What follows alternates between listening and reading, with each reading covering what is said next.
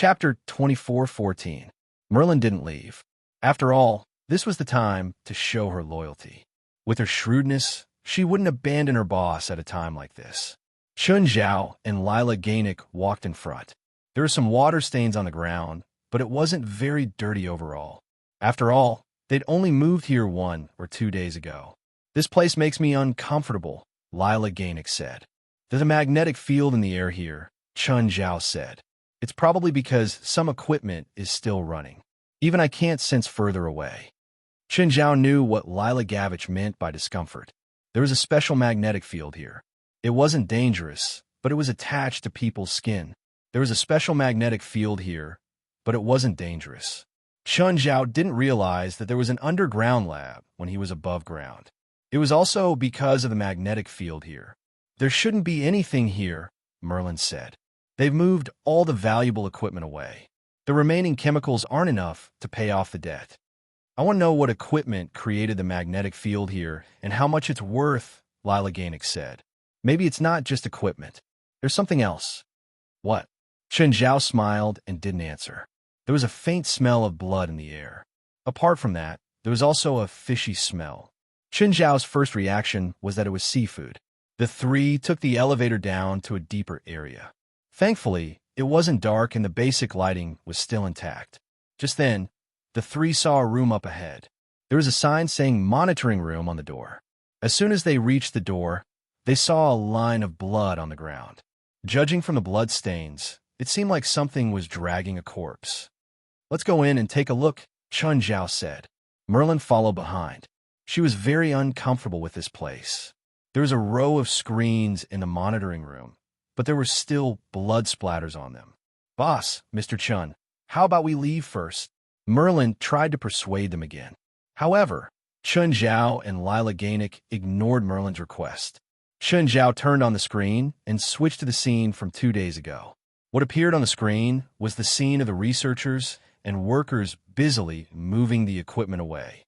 However, Chun Zhao and Lila Gainik noticed that one of the screens was recording what had happened in the lab. The workers were using hammers to break the glass containers along the way. Then a large amount of liquid flowed out of the glass container, along with some deformed things. These deformed things seemed to be artificially bred, but they were not creatures that ordinary people knew of. Their upper bodies were like snakes, their heads and bodies were slender, but they had a pair of short, thick claws. When Merlin saw those deformed creatures, his face instantly became very ugly. The three of them continued to watch the surveillance footage. Suddenly, one of the deformed creatures went berserk. The deformed creature suddenly wrapped itself around a worker's neck and then directly covered the worker's head with a bloody mouth. The worker struggled a little and fell to the ground. When the other workers saw this, they wanted to come forward to help, but soon, more deformed creatures released from the containers woke up. These deformed creatures immediately turned the laboratory into a field of blood and flesh splattering everywhere. At this time, the alarm sounded. At the same time, the camera was also destroyed, and there was no image after that. However, there were other images, and the figures of the deformed creatures appeared one after another in other images. The researchers began to evacuate even faster. Meanwhile, the security personnel were exchanging fire with the deformed creatures. However, many people were dragged into the shadows by the deformed creatures. Chun Zhao looked at the surveillance footage. "Is this a scene from a movie? Maybe reality," Lila Gavich said with a bitter smile. By now, Merlin's face had already turned pale from fear because he saw one of the images. This was what had happened in the surveillance room. A deformed creature had appeared at the door of the surveillance room. At that time, the people in the room had been in a hurry to leave. In the end, the two collided head-on. After a series of struggles, the person was forcibly pulled out of the surveillance room. At that time, the person had not died yet. He was dragged all the way, letting out heart-wrenching screams. "Check if there's any signal on your phone," Lila Gavich said. Merlin hurriedly took out his phone and looked at Lila Gavich miserably. "We're at least 20 meters from the ground. There's no signal at all." "Forget it," Lila Gavich cursed. "Let's just leave here. So unlucky. We'll have to spend some money to clean this place up again." The three came to the elevator, but the indicator light showed that it was floor -6. But no matter how they pressed, the elevator would not reach their floor. Looks like the elevator here can't be used, Chun Zhao said helplessly. Let's take the stairs. There's no stairs here, Lila Gavich said. How do you know? Chun Zhao asked, confused. Lila Gavich pointed at a map on a nearby pillar. This elevator seems to be blocked on purpose. It's probably those things, Chun Zhao said. From a surveillance footage, those things are quite intelligent. What do we do now? Merlin's face paled. Maybe we can find another way around, Lila Gavich said. Then, what if we encounter those things? Merlin looked at Chun Zhao and Lila Gavich in fear. In terms of probability, it's the same everywhere. We can encounter those things, Lila Gavich said. And in terms of survival, it's much more likely to survive if you're with two men than if you're alone. Chun Zhao looked at the pale-faced Merlin and added another blow. Of course, if we encounter a large number of those things, we'll have a much higher chance of survival if we push you out and escape. Merlin screamed in fright. Don't be so scared. I'm just joking. How could she not be scared? Merlin only felt that even staying with Chun Zhao and Lila Gavich had become very dangerous. Who knew if they would really use her as bait, as they had joked? Don't come near me. Suddenly, Merlin took out a pepper spray and aimed it at the two. Chun Zhao and Lila Gavich's expressions froze. They were indeed joking, but Merlin seemed to take their jokes seriously. 9 Heaven's Divine Emperor. Chapter 24:15. Just then, Merlin had already sprayed the pepper spray. Chun Zhao had seen it earlier and retreated first. Lila Gainik, on the other hand, was not so lucky. She was sprayed directly into her eyes. Merlin, you lunatic, you're fired, Lila Gainik roared as she screamed. Merlin did not care about his job at all. Seeing that Lila Gainik had been sprayed by the pepper spray, she turned and ran. However, she was wearing high heels and could not run fast enough. Chun, why didn't you help me? Merlin is such an idiot. She's pissing me off. Lila Gage still couldn't open his eyes. Chun Zhao looked into Lila Gage's eyes. Her eyes were red and swollen as tears streamed down her cheeks. Is there any way to relieve the pain? My eyes and the skin on my face are burning. It's too painful. There's no way, Chun Zhao said helplessly. Chun Zhao said helplessly, but while it's painful to be hit by the anti-pervert spray, there aren't any side effects. The effect only lasts around 10 minutes, after which the pain will subside. However, the pain will last for a day or two. I don't need a diagnosis. Lila Gainik was still crying. It was too painful. It was also the first time in his life that he was attacked by a pepper spray. Merlin was in a panic and did not know where to go. After running for a while, she realized what was going on. She had reacted too violently just now. But now, when he tried to find his way back, he realized that the layout of this place was all over the place. Every road was the same. Merlin was dumbfounded. What should she do? The place she was at now was not as bright as before.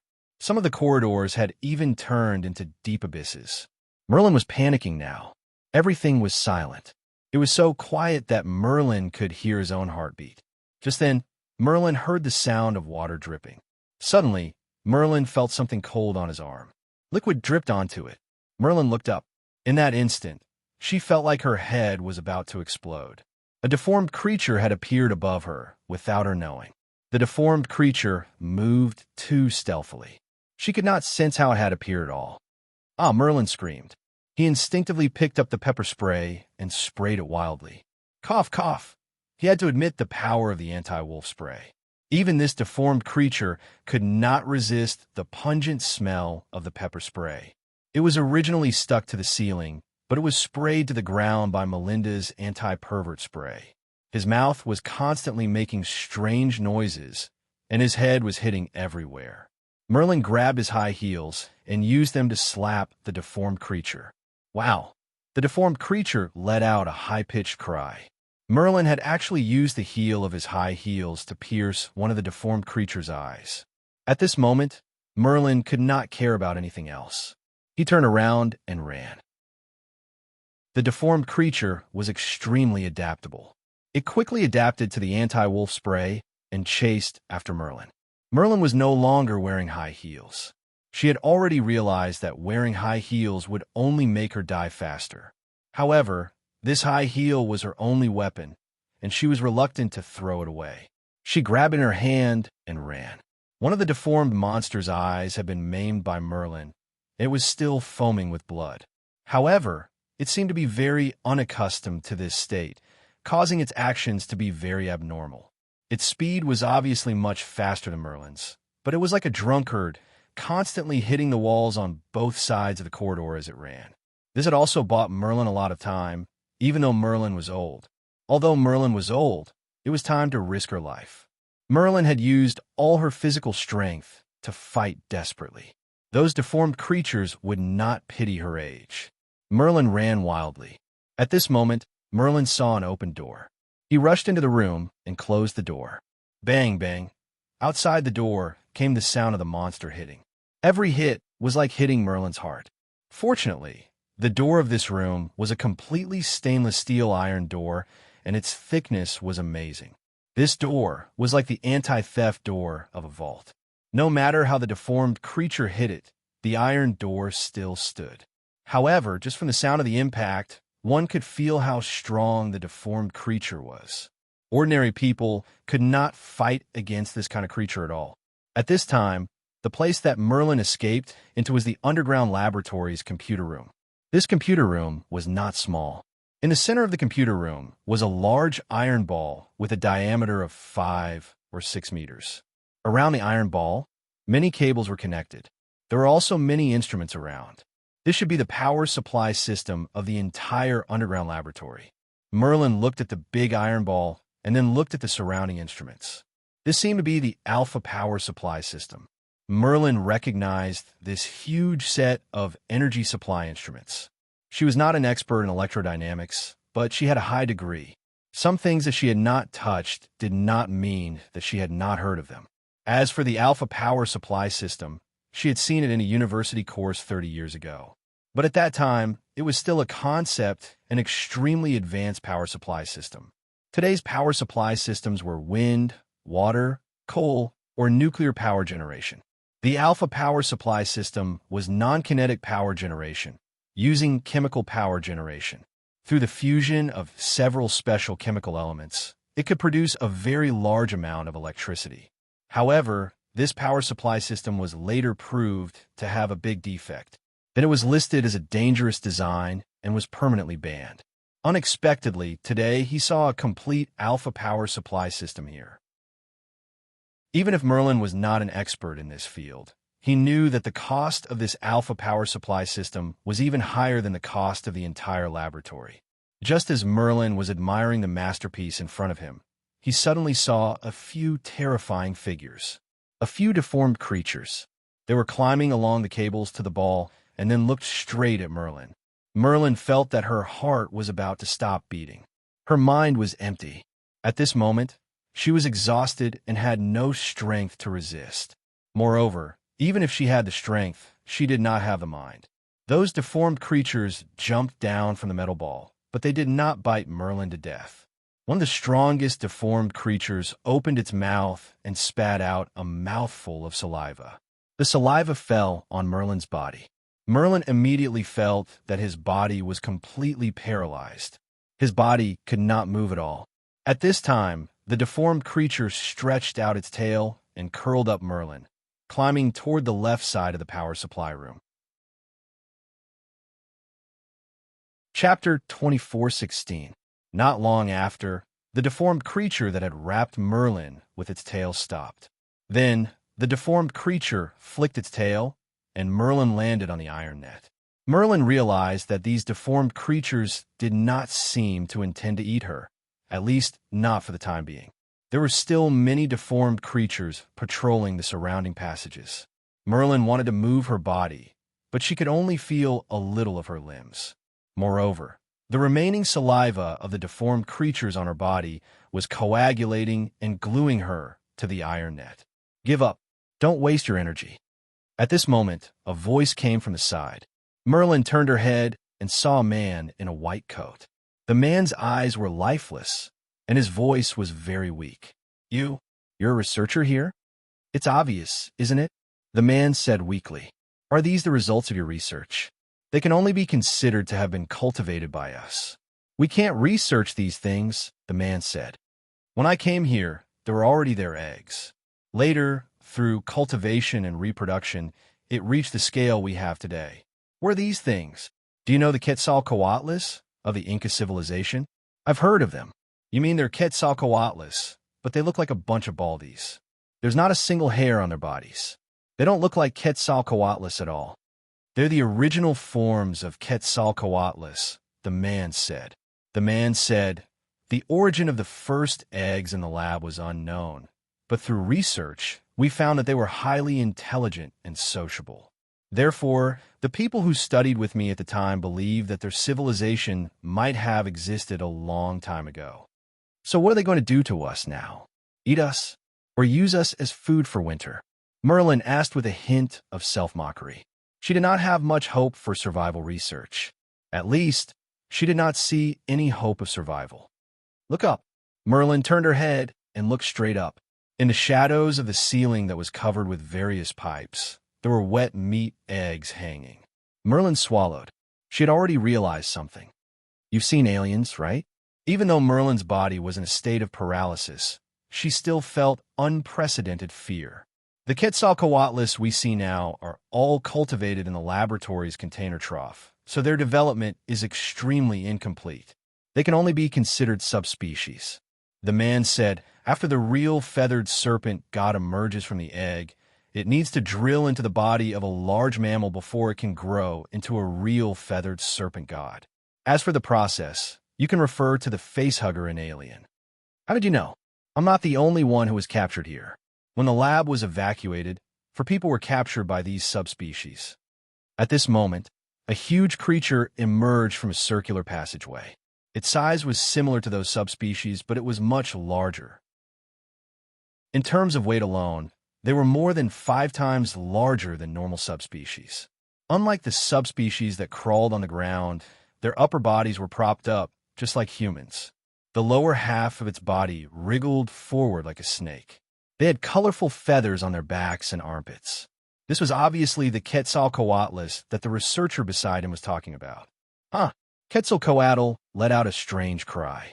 The surrounding subspecies all lowered their heads, not daring to raise their heads.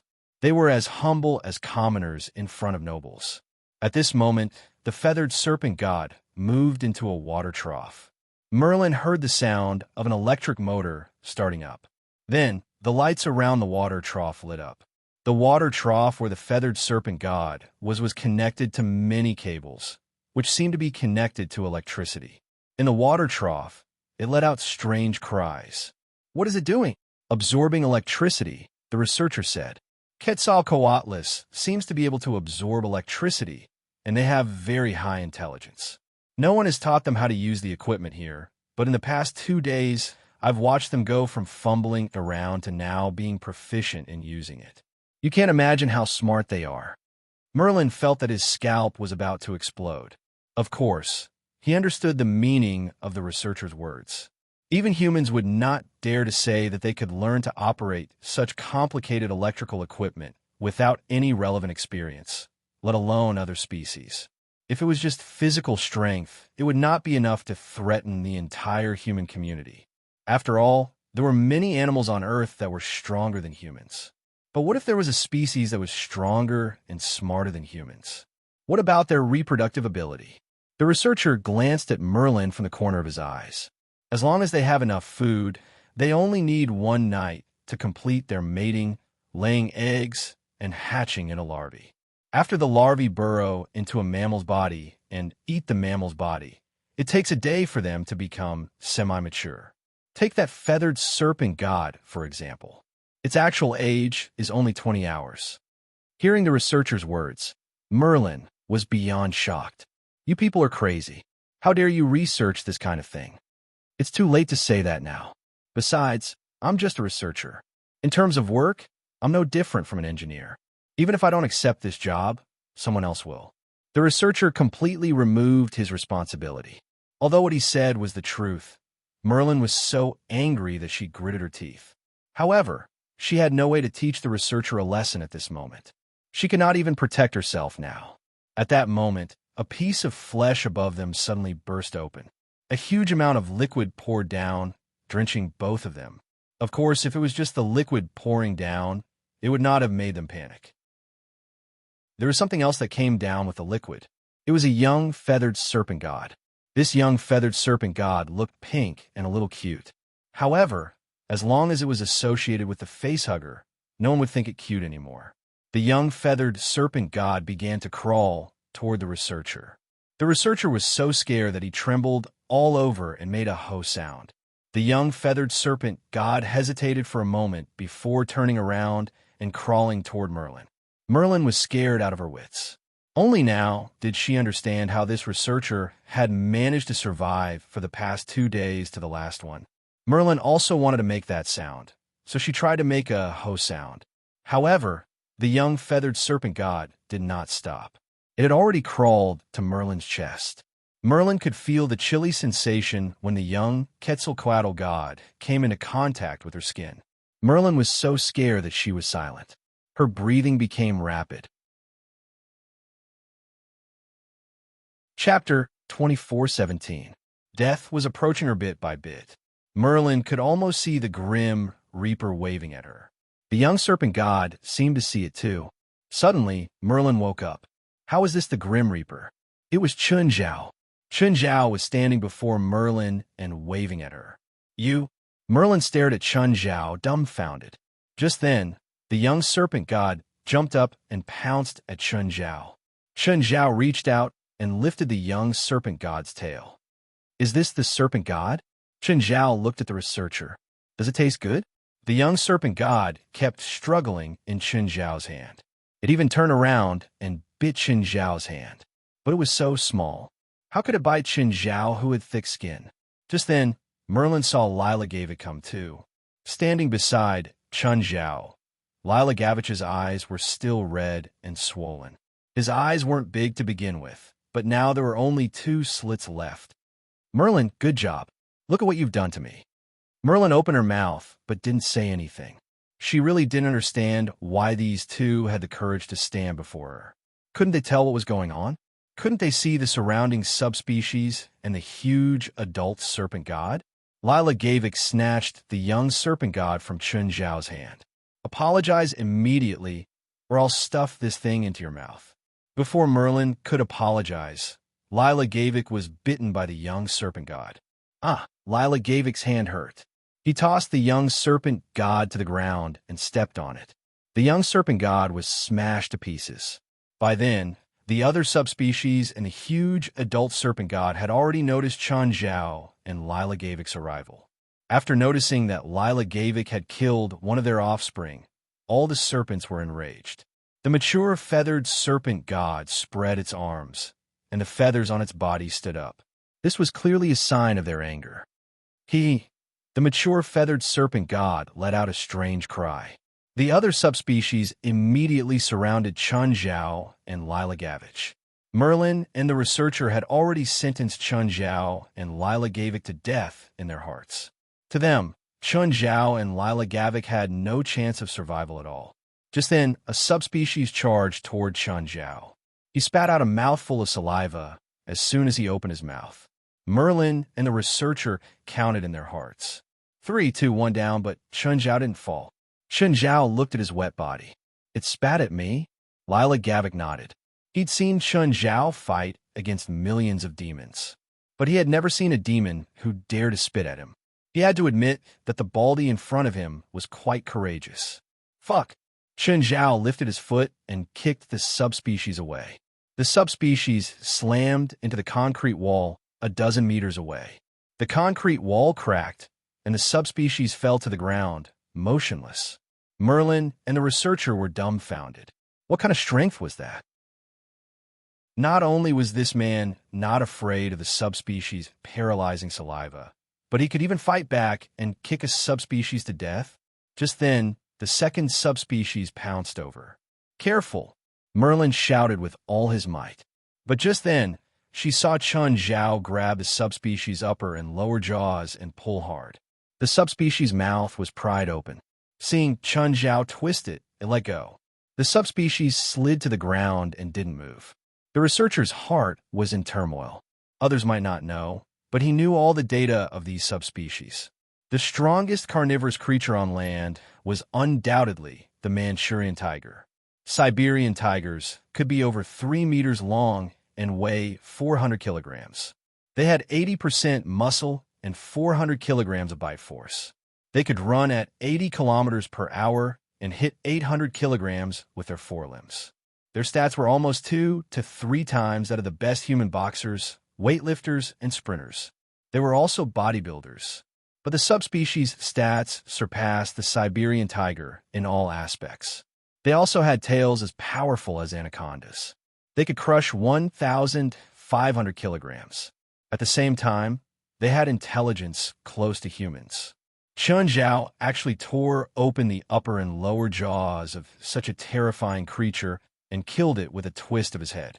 Just then, the mature feathered serpent god let out a strange cry and charged over. Seeing the body several times larger than the subspecies, Merlin and the researcher felt death waving at them. But just then, Chun Zhao blocked the attack with one hand. He grabbed the upper jaw of the mature Quetzalcoatl and swept it horizontally. The surrounding subspecies were all smashed into pieces. Chun Zhao threw it again. The mature feathered serpent god smashed into the concrete wall. Merlin and the researcher were dumbfounded. They couldn't say anything for a long time. That mature feathered serpent god weighed at least 1,500 kilograms, right? Chun Zhao smashed it away just like that. Huh, not dead. Such tenacious vitality. Chun Zhao was surprised. He'd thought his strength was enough, but he'd underestimated this guy. Just then, the mature feathered serpent climbed back up. It crouched low and hissed at Chun Zhao with its teeth bared. Immediately after, lightning surged on the body of the mature feathered serpent god. The researcher's eyes widened. It was his first time seeing this too. Chun Zhao looked left and right. He broke a golden pipe and held it in his hand. Then he strode toward the mature feathered serpent god. Before it could attack, Chun Zhao had already smashed it with his rod. The mature feathered serpent god died on the spot. Half of its head was smashed. Of course, the steel pipe in Chun Zhao's hand was deformed too. The researcher and Merlin were dumbfounded. The seemingly invincible feathered serpent god had been killed by Chun Zhao with a single strike. He hadn't even used his ultimate move. How could he be so shameless? He should at least give it a chance to use its ultimate move. This place is connected to all directions, Chun Zhao said. There are probably many that escaped. Bring the two of them with you. I'll go take a look. Lila Gavik knew Chun Zhao's style of doing things very well. She wasn't worried about Chun Zhao at all. This scene wasn't even a warm-up for Chun Zhao, divine king of the 9 heavens. Chapter 24:18. Lila Genovich poured an unknown potion into Merlin and the researcher's mouth. Merlin and the researcher felt the numbness in their bodies gradually recede. They could stand up again in a few minutes. Can you stand up now? Lila Genovich asked. Merlin tried and stood up. The researcher still felt powerless. I can't stand up. If you can't, then lie down and wait to be eaten. Lila Gavik said disapprovingly. I'm a billionaire. Do you still want me to carry you? As expected, the researcher stood up immediately. In times of life and death, all pretentiousness and weakness were not worth mentioning. Merlin followed Lila Genovich in silence. Lila Genovich cursed along the way. He vented all his resentment on Merlin. If I see you carrying a pepper spray with you again, I'll kick you out, Lila Gavich scolded. Boss, you didn't fire me? Merlin asked in surprise. With her experience, it was not difficult for her to find another high-paying job. However, she still had a dozen subordinates waiting for her to pay them. It was really hard to find a boss as generous as Lila Genovich. If possible, she did not want to lose her job. Fired? You haven't compensated me for my medical expenses and mental damage. Also, if I hear anything about me harassing you, you better be careful. Lila Jinovich was also subtly warning Merlin about what he should and shouldn't say. Merlin was a smart person. He obviously knew that Lila Jinovich was warning him to be careful. Merlin knew that what he had seen was not normal. Whether it was the underground lab or the terrifying power Chun Zhao had displayed earlier. Just as the three of them walked in front of the elevator, they heard a ding sound and the elevator door opened. They saw Chun Zhao standing in the elevator, covered in blood. Merlin and the researcher were terrified. They stood there, not knowing what to do. "Are you going to wait for the next one?" Chun Zhao asked. Merlin and the researcher hurriedly entered the elevator. Lila Jinovich was much calmer. He did not even find it strange. What was strange about it? What kind of scene was this? "You killed them all?" Lila Jinovich asked. "Yes." Chun Zhao didn't just walk around the entire underground lab. He also spread the dark lava out. Every nook and cranny was cleaned. He didn't even let go of the pipe connecting the toilet bowl. This thing was too big of a scourge. Not a single one was spared. If it was a regular demon, no matter how strong it was, Chun Zhao wouldn't have mobilized so many people. However, if the feathered serpent god wasn't careful, the entire human race would be overturned. Therefore, it was better to be cautious. After returning to the surface, the researcher wanted to borrow Chun Zhao and Lila Gavich's phone. Chun Zhao and Lila Gavich sneered at the researcher. "I still don't know your name." Chun Zhao put his hand on the researcher's shoulder. The researcher looked at Chun Zhao. "Sir, I don't think I need to, crack." Everyone heard the sound of Chun Zhao crushing the researcher's shoulder. When Chun Zhao let go of the researcher, he was already rolling on the ground, clutching his shoulder in pain. Chun Zhao squatted down and smiled at the researcher. "Maybe you don't know me, but I'd like to introduce myself. When someone goes against my will or rejects my request, I'll be very unhappy, very, very unhappy. And every time I get emotional, I'll kill people to calm myself down. Killing is illegal," the researcher said in pain. "I have an excellent team of lawyers. They can answer any of my legal questions, so I don't need you to explain to me." Merlin turned his head, indicating that he hadn't seen anything. Chun Zhao didn't say something. Killing might be illegal, but it wouldn't be if there was no evidence left. I'm Krabby Iyer. "Okay, Mr. Krabby. This is the beginning of our friendship." "Who the hell has a friendship with you?" Krabby Iyer thought to himself. "Do you know where the lab moved to?" Chun Zhao asked. "I don't know." Chun Zhao narrowed his eyes at Krabby Iyer. "Your answer made me like you even less." "I really don't know." "Really?" Krabby Iyer said hurriedly. He was afraid that Chun Zhao would attack him again. He hadn't eaten for 2 days, and his limbs were weak. If Chun Zhao hit him a few more times, he would probably lose his life. He didn't think that he could take a few punches from Chun Zhao. Chun Zhao had killed a mature, feathered serpent god with one kick. Chun Zhao stared at Krabby Iyer again. Krabby Iyer repeatedly promised that he really didn't know. "Chun, I'll repurpose this land," Lila Gavich said.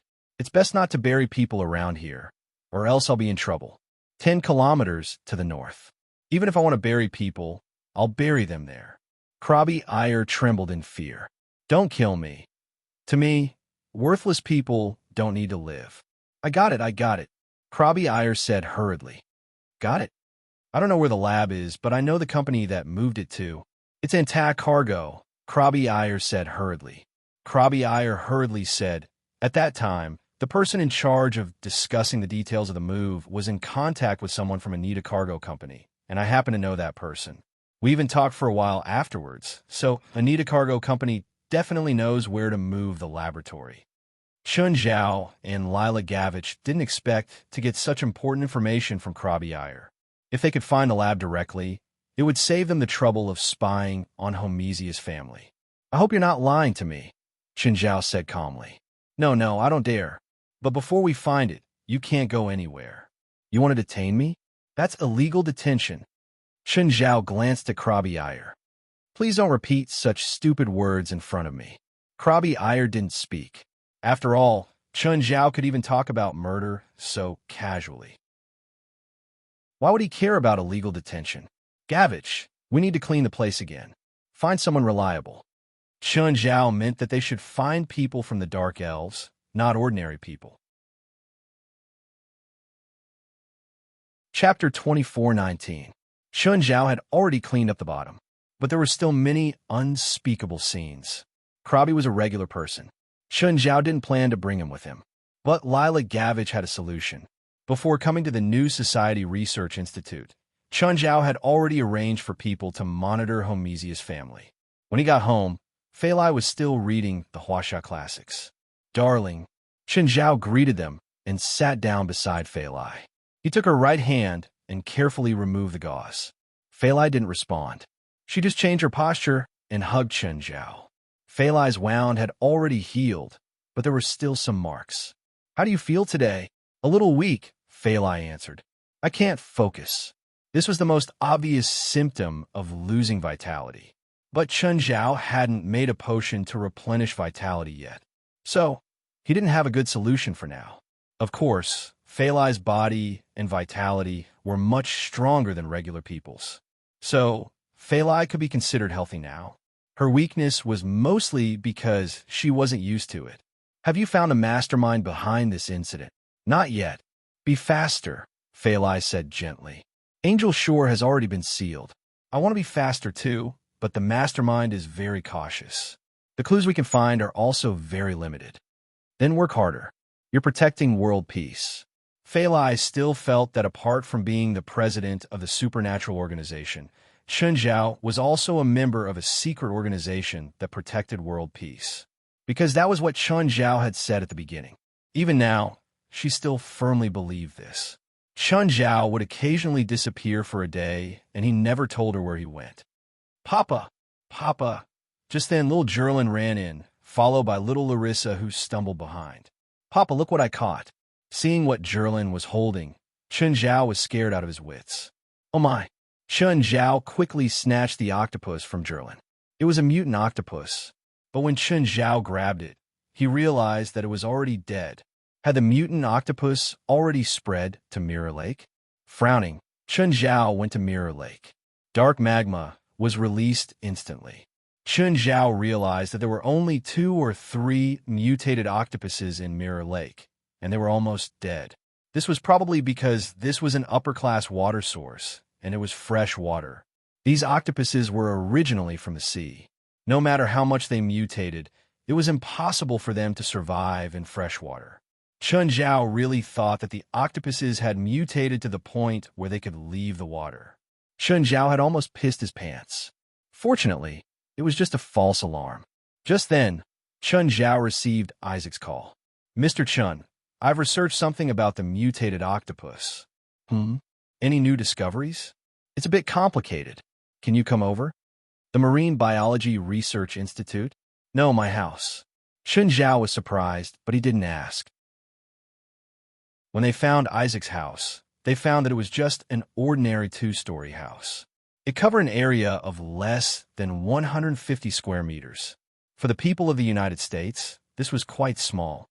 Moreover, more than half of it was made up of courtyards and turf. The real construction area was less than 100 square meters. Ding dong. The one who opened the door was a beautiful young woman. She first glanced at the car parked outside the fence, and then at Chun Zhao's clothes. "Hi, what's up?" Chun Zhao was a bit wary of the woman. Perhaps it was because the security in their community was not very good. Thus, when she opened the door, she only left a small gap. "Hi, madam. I'm here to see Isaac." "Hi. You and Isaac are—" "I think I'm his new boss," Chun Zhao said, smiling. "Oh, Isaac's in the garage." "No, in the lab." "Okay, thank you. May I know who you and Isaac are?" "I'm Isaac's wife, Salina." Chun Zhao could feel that Salina and Isaac were the same type of person. After learning his identity, Salina's attitude clearly changed.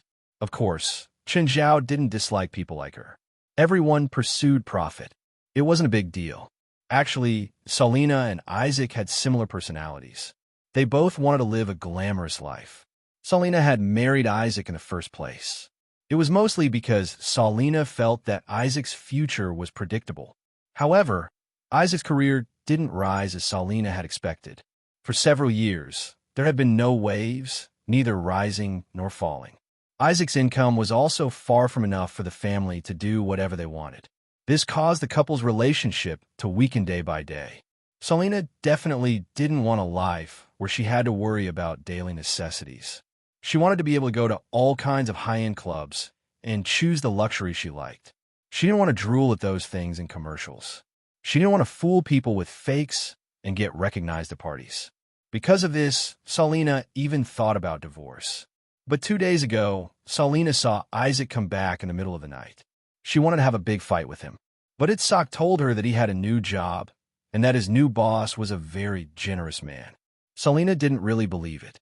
She felt that even if Isaac changed jobs and got a higher salary, it would still be hard for him to reach her expectations. But when she saw Qinzhao's car today, her expectations were slightly raised. She didn't own a sports car, but at least she knew that the car was expensive. It might be something that the couple couldn't reach even if they worked hard for a lifetime. Selena brought Qinzhao to the lab. Qinzhao saw the sliding door. It was clearly a garage for both parking and experiments. Itzhak, your boss is here to see you. Isaac turned around and saw Qinzhao standing outside. Mr. Chun, you're here. Qinzhao looked around and said in disappointment, I need a professional researcher, not an amateur. I need a professional researcher, not an amateur. In this kind of environment, it would be very difficult for a researcher to publish a paper, even if it was the most accurate data, to achieve results or to gain attention. Hearing Qinzhao's words, Isaac's heart started pounding. How much do you need to invest to build a research institute, like the Marine Biology Research Institute? Chapter 24:20. Selena saw Qinzhao write down the number that Isaac had given her on the check without hesitation. She was immediately sure that Isaac's new boss was indeed generous with his money. Very generous. He was so extravagant that she wanted to devote herself to him. Not to mention Selena. Even Itzhak wanted to devote himself to her. Of course, even without any contract, Isaac wouldn't dare to stuff the money into his own pocket. Even without using Qinzhao's own power, Qinzhao's legal team alone was enough to make Isaac spend the rest of his life picking soap in prison. Mr. Chun, boss, which direction do you need me to research? Isaac wasn't a pure researcher. He knew that Qinzhao didn't need to benefit the world, but to turn their research results into returns. Build a team for me in the early stages. I don't need you guys to research anything valuable, but you have to speak up for me when I need it. Itzhak roughly understood what Qinzhao meant.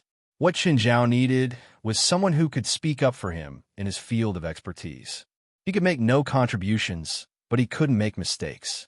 Of course, it would be best if he could create value for Qinzhao.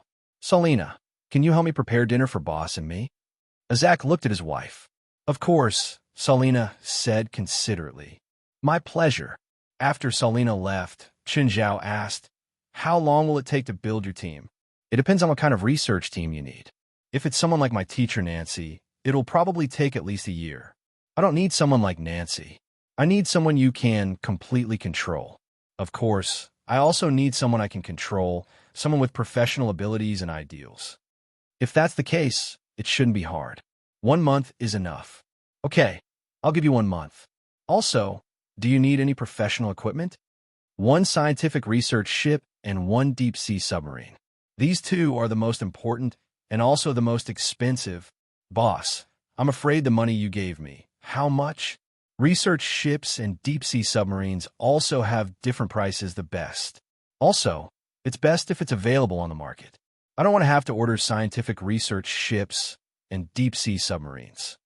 Qinzhao was an impatient person.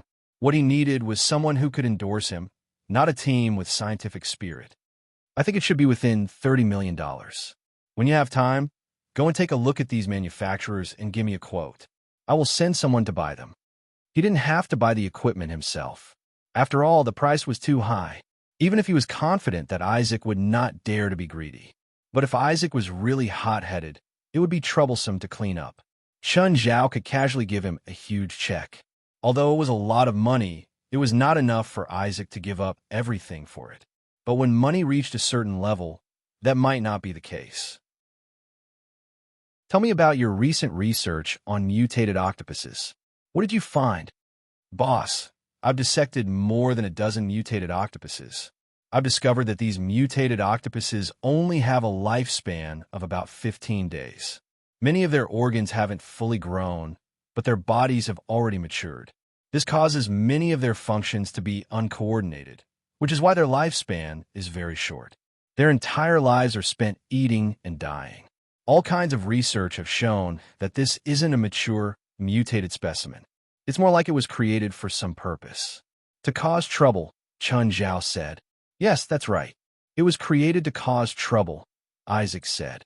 There are a few main types of marine biology research. One is to obtain medical enlightenment or discovery through studying marine organisms. Another is to obtain data on breeding and breeding to create economic benefits. Another is to record the habits, evolution, and evolutionary history of marine organisms.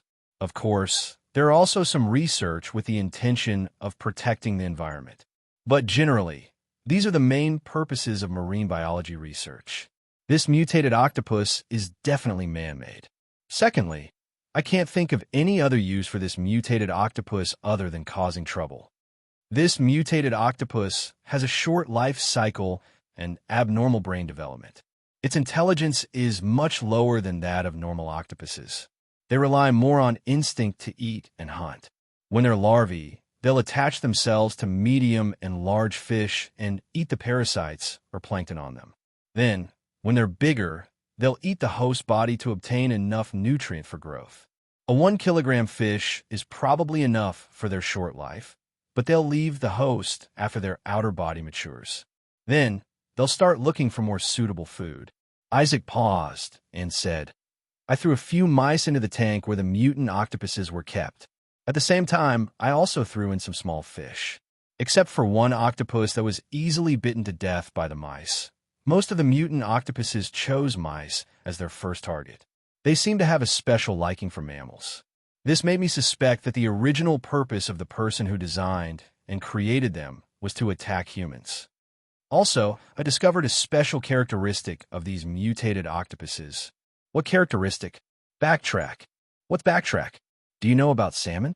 They'll pass through many obstacles and return to their birthplace to lay eggs. Then, they'll return to the sea to grow. This cycle repeats itself. These octopuses seem to have this characteristic too. I discovered it by accident. After one escaped from the tank, it kept crawling in one direction in a straight line.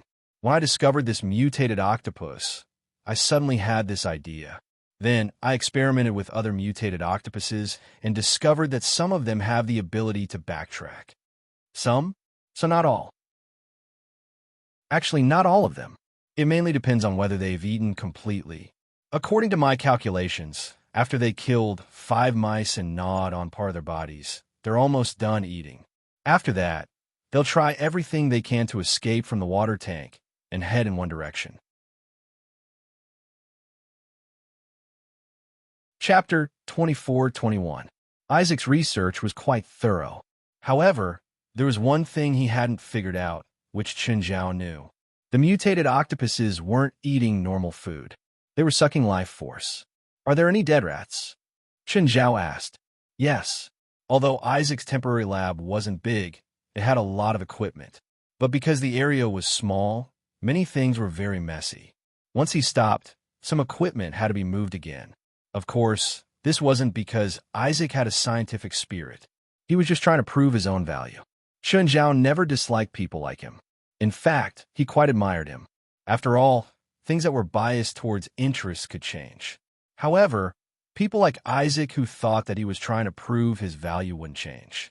Perhaps he was powerful and greedy, but that didn't mean he was a bad person. At least up until now, Isaac hadn't used his knowledge to harm others. As long as Chun Zhao had a question, Isaac would answer it. At least in his field of expertise, he could give Chun Zhao almost all answers. Oh, if they attach themselves to a large mammal, such as a whale, is it possible for an ant to shake an elephant? Impossible, Isaac said, chuckling. Every creature has a growth limit.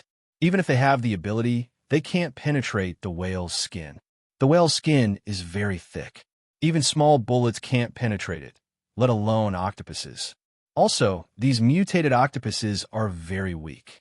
Before they finish eating, They rely on the ocean currents to get close to the LA coastline. Even if they attach themselves to whales, they won't be able to attach themselves for long with whale speed. They'll be shaken off at any time. Based on these points, we can rule out this possibility. A while later, Salina came into the lab. Isaac, Mr. Chun, I prepared some food. Let's go and eat together.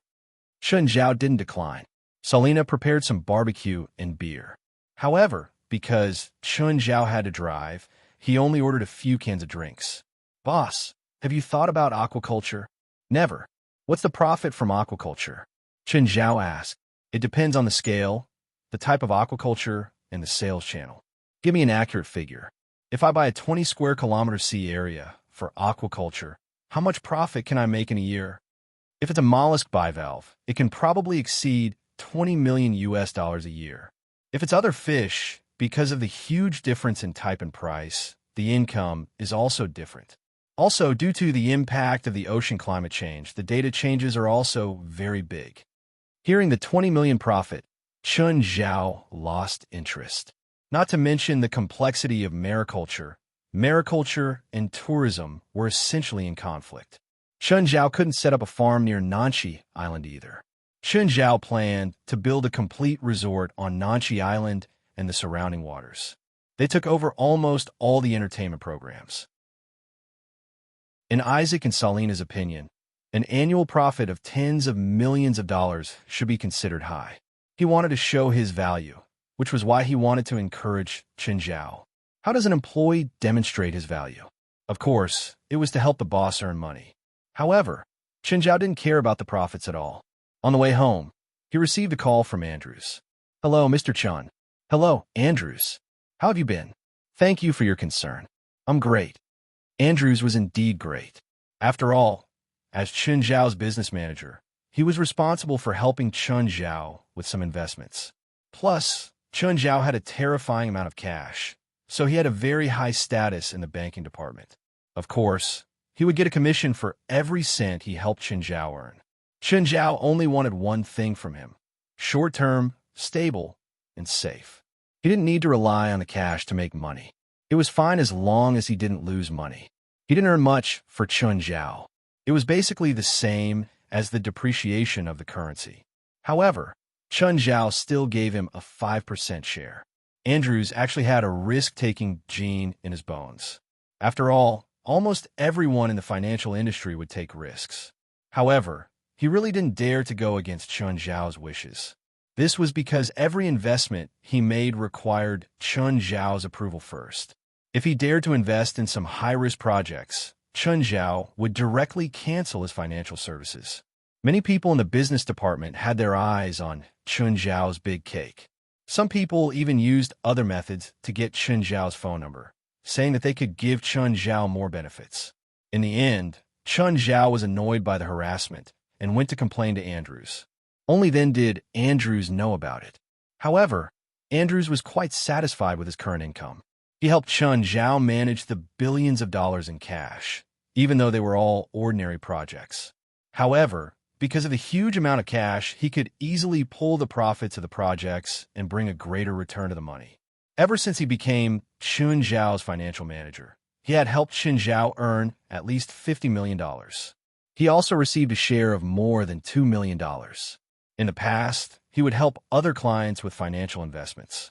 Although the return was higher, other clients couldn't compare to Chun Zhao. A few $100,000 or even $1 million was already a big client. Even if the return was 10%, the share he could get was pitifully small. There was also a ladder share. He wasn't like Chun Zhao, who would give him a 5% share no matter how much money he made. Thus, until now, he hadn't made an investment that caused Chun Zhao to lose money. As for the other people in the business department, they had dozens or even hundreds of clients. Even if they made high-risk investments, they might not make as much as him. Moreover, it was much easier because he only had to take care of Chun Zhao. Thus, he would always visit Chun Zhao first during the holidays. Also, Andrews knew when to stop. Every time he called or visited Chun Zhao, it was always at the right time. He wouldn't let Chun Zhao feel like his life was interrupted. Mr. Chun, Miss Amira said that she wants to meet you. When are you free? I might be busy these days, Chen Zhao said. If possible, it'd be the weekend. Never mind. I'll contact Amira later. Chapter 24-22. Because the mutant octopus incident hadn't been resolved, Chen Zhao was so busy that he couldn't care less. He couldn't help it. This was really troublesome, and the influence was only on the surface. Even if Chen Zhao wasn't the president of the supernatural organization, he would still be affected. No matter how he looked at it, it was a supernatural incident. And if it was caused by someone from the supernatural world, it wouldn't just affect a single person. It might affect all the spiritualists in the area. For example, if a wolf bit a person to death, with the way the human government dealt with it, it was very likely that all the wolves in the area would be killed. The supernatural world wouldn't use such drastic measures, but there would definitely be influence. Just like the saying went, if the sky collapsed, the tall one would hold it up. Right now, Chen Zhao was that tall one. So, Chen Zhao could only postpone Amira's invitation. In a community in Los Angeles. Homesius, our house seems to be under surveillance. Adele dialed her husband's phone number. She knew what her husband's occupation was. She didn't care what her husband did. What she cared about was the safety of her family. And she was a retired female soldier. She couldn't say that she was very elite, but at least she knew some investigative and anti-investigative methods. She also realized that the people watching her were very unprofessional. They couldn't even compare to ordinary police. The people watching her house were a man and a woman, both very young, and their car was parked across the road from her house. They didn't even roll up the windows. Usually, police surveillance would be done in vans or SUVs with a certain amount of space. Also, they wouldn't park their car across the road from the surveillance house. They wouldn't get out of the car either. Even if they needed to eat or go to the toilet, they would drive away with the car. But the man and woman watching her house weren't like this. They were monitoring him so blatantly. During lunch and dinner, they would get out of the car to buy things and then return to the car casually. Adele felt like her intelligence was insulted. Sometimes, when she went out to the supermarket to buy things, the young couple would blatantly follow her in their car. It only took Adele a day to determine the two young men in the car outside. Police? Homesius asked. Not police, Adele answered. Adele replied, I can't tell where they came from. They have no experience in surveillance at all, and they don't look like police officers. They look more like two big kids. This time, Wes had sent Belia and Mord to monitor them. The two of them really had no experience in surveillance. In fact, Wes wanted to send a lightning team. In the entire supernatural organization, other than Gaia, who had military experience, the most professional was the lightning squad led by Cows. However, Klaus and the others had been out of the country during this period of time, and distant water could not put out a nearby fire. Gaia was even less suited for surveillance, because Gaia was too eye-catching. First of all, she had appeared in one of Steven's movies. Although she wasn't very popular, she still had a certain level of fame. Coupled with her eye-catching figure, it was hard not to be recognized. In the end, Wes could only send two relatively inconspicuous members to monitor them. They were Belia and Mord. Mord used to be a delinquent and had the air of a ruffian. Belia also changed her clothes slightly and put on smoky makeup. Standing beside Mord, they looked like a pair of punk-style delinquents. Mord, I'm thirsty. Go buy a few drinks. Most supervisors prepared their own rations and tried to drink as little water as possible.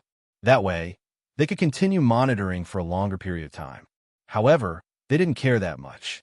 They didn't know these things at all. When they were hungry, they would get out to buy food. When they were thirsty, they would get out to buy drinks.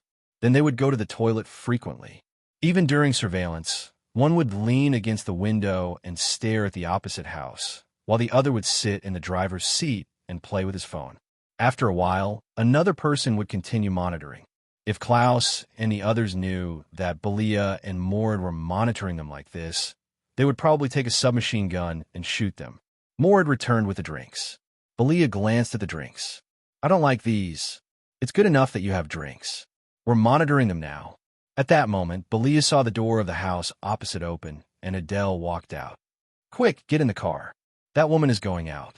Adele, who was driving, looked at the car behind her and felt a surge of anger.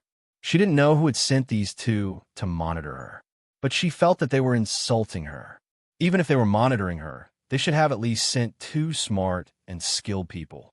Sending two kids who couldn't even be considered amateurs to monitor her? What was going on? Adele wondered if she should lead them to some desolate place and bury them. But on second thought, that wasn't right. If she buried them now, it would be hard to deal with them if they sent two smart people over.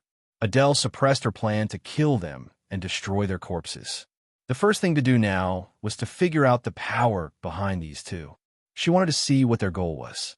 Gradually, a plan formed in Adele's mind. At the same time, Adele sped up. The car behind her sped up as well. They followed behind without any intention of hiding. Quick, Moore said confidently. Did she notice us? Impossible, Moore said confidently. Do you think this is a movie? She's just an ordinary woman.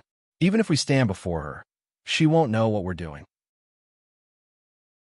Suddenly, Adele's car turned the steering wheel to the left. Oh no! Moore didn't realize that when Adele turned the steering wheel, there was another car in front of them. It was too late for them to turn or step on the steering wheel. Bang! They were rear-ended. Morid and Belia were both hit by the airbag, bleeding profusely. They could only hear noises and the siren of the ambulance. Are you Chen Zhao? I am. Who are you?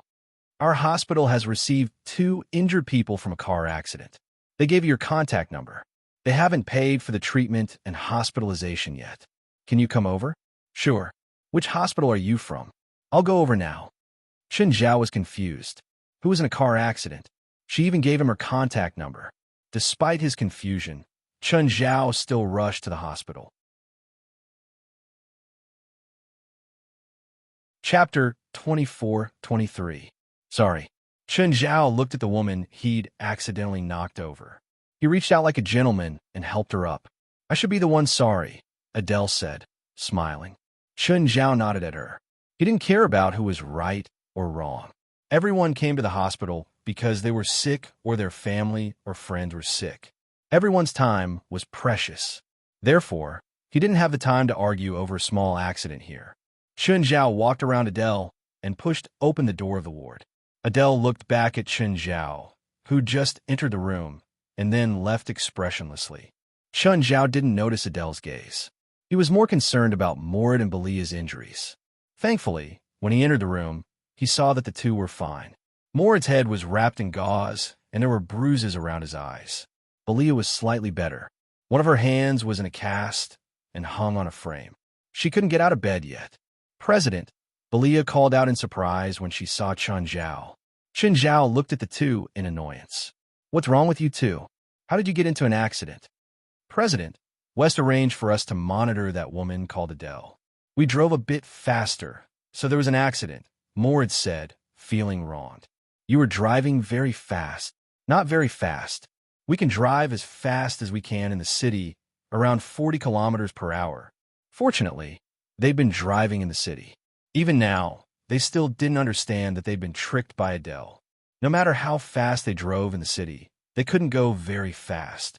If they'd been on a suburban road or a highway, perhaps Chen Zhao would see them in the morgue now. Why did you give the hospital my contact number? Can't you contact West?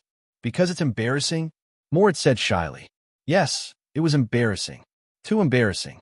Because West hadn't given them the surveillance mission. They'd fought for it.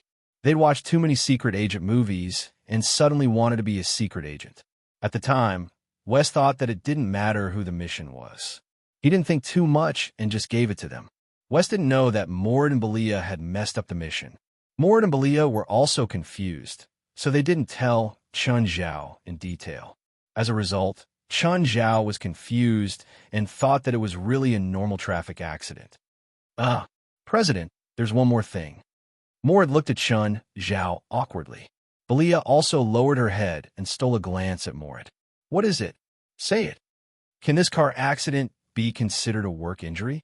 I've already paid for your medical fees, so you don't have to count it as a work injury. Plus, your salaries aren't low either, right? A few $1,000s is nothing to you too. He wasn't going to argue with them over a few $1,000s. Belia and Morid were the original members of the supernatural organization. They were also Chun Zhao's first supporters. Plus, their strength and teamwork meant a lot to Chun Zhao. Therefore, they were treated very well. A basic salary of $60,000 per month, plus some allowances and benefits. Even if they were thrown into Wall Street, they would still be considered high-income people. If it's not medical fees, what about the compensation for the car accident? You're mainly responsible for this accident? The police came and issued an accident liability certificate. We are fully responsible. Okay, Chun Zhao said. Do you have a contact? I'll take care of the compensation. He's injured too. He's in this hospital now. Is he badly injured? No, Morid said hurriedly. At the same time, he took out a business card and handed it to Chun Zhao. This is their lawyer's business card. Got it. Chun Zhao took the card and left the ward. Hello, are you Ms. Queely's lawyer, Terrence? Yes. Who's this? 2 of my employees hit Ms. Queely's car on the road today. I'd like to discuss compensation with you, or Ms. Queely. Sure, you can choose a place. From the voice on the phone, Chun Zhao could feel that the other person wasn't very friendly. Of course, it wasn't incomprehensible. After all, Morid and Belia had hit the other person. How could he expect the other person to be nice? I heard from my staff that Miss Queely is in the same hospital as them. As their boss, I have the obligation to visit Miss Queely. I wonder if I can apologize to Miss Queely in person? Sure, 15th floor, room 1501. After deciding on the time and place, Chun Zhao went to a flower shop near the hospital and bought a bouquet of tulips. Chun Zhao knocked on the door of room 1501. Come in. Chun Zhao pushed the door open and saw that the environment was much better than Morid and Belia's. It was also a single room. There were 2 women in the room. One of them was sitting on the bed with her head wrapped in gauze. Hello, I'm Chun Zhao, the boss of the person who hit Ms. Queely. Chun Zhao looked at the woman on the bed. You must be Ms. Queely. This is for you. Thank you. Queely nodded. Terrence took the bouquet and placed it in a vase. She turned around and stared at Chun Zhao aggressively. Mr. Chun, I'm Ms. Queely's lawyer, Terrence said. I want to know your opinion on this matter. Her tone sounded like she was interrogating Chun Zhao. Of course, Chun Zhao replied with a smile.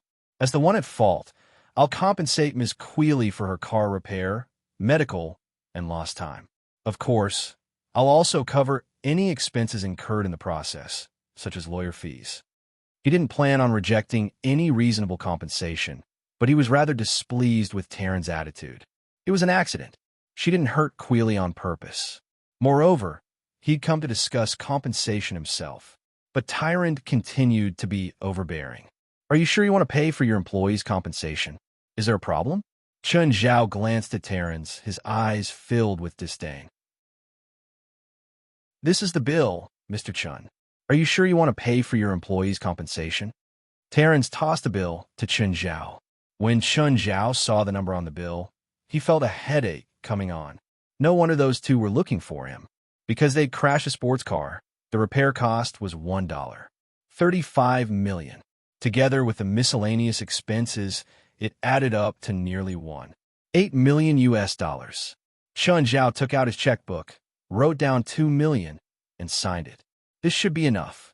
Seeing the number, Terrence was slightly surprised. Then she said, I also want acrophobic drivers to drive dangerously. Chun Zhao frowned and looked at the 2 women. Ms. Queely, is this what you want too? Chapter 24:24. Queely was a bit hesitant. Just then, Terrence answered first. I'm Queely's lawyer. I'll be in charge of this. Chun Zhao glanced at Queely and then at Terrence. It seems that only the police can file a lawsuit for dangerous driving. I'll urge the police to file a lawsuit. Ms. Terrence, Chun Zhao said unhappily. It's just a normal traffic accident. But your employees have already hurt my client. That's not hurt. It's an accident. The court will decide whether it's an accident or a dangerous injury. If it was his problem, Chun Zhao would have left long ago. But now, Morid and Belia had gotten into an accident while working for him. He couldn't just leave them be. Plus, he needed people. Chun Zhao turned to look at Queely. Miss Queely, I apologize on behalf of my employees for the harm they've caused you. However, they didn't do it on purpose, so I hope you can be more tolerant towards them.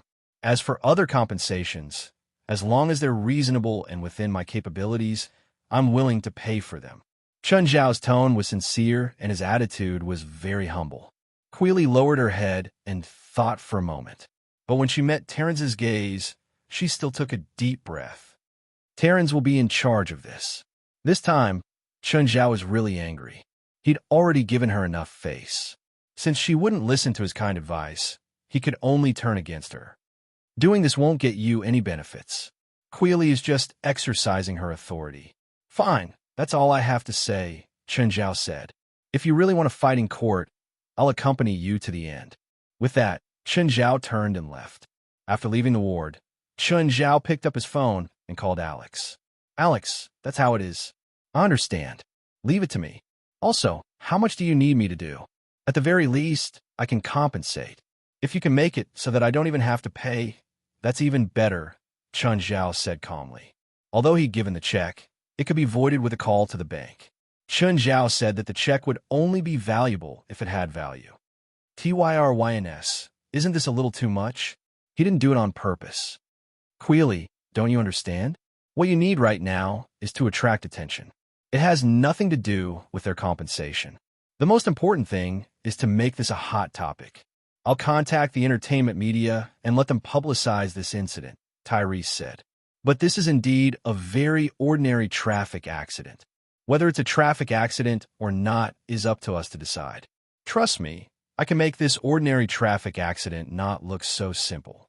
Also, I've seen the two people at fault in the accident. They're definitely not good kids. Maybe they already have a lot of criminal records in the police station. Just then, the door was pushed open. There was no knock. Tylan frowned. This was a high-class ward. She thought they were paramedics. Just as she was about to lose her temper, she saw that it wasn't a doctor or nurse who came in. The leader was a woman, and behind her was a large group of people. From this woman's temperament, Tylan could clearly sense a familiar aura. Traveling together, Tylan's expression darkened. There was a saying that could be used in any industry. Traveling together is always an enemy. In the lawyer industry, this was a well-known saying. Who are you? This is private space. Please leave immediately, Tylan said. She took out her phone and tried to call the hospital's security. In fact, she didn't even have the hospital's number. However, she had to maintain her posture. At the same time, she looked at Alex and the others with a threatening gaze. Who's Queely Julian? Alex clearly knew who Queely was, but she still looked at the two of them as if she didn't know them. In fact, before she came here, her team had already investigated the two of them thoroughly. I am. What can I do for you? Queely wasn't a lawyer. She had never seen such a scene before. She immediately flinched in fear. Alex looked at Queely. Are you Miss Queely? I'm Morid and Belia's lawyer. I'm now representing my client to file a lawsuit against you and the police who handled this accident. Dangerous driving, endangering public safety, violating justice, and intentionally causing an unfair punishment. What? You're their lawyers? What right do you have to sue me? I'm a victim. No.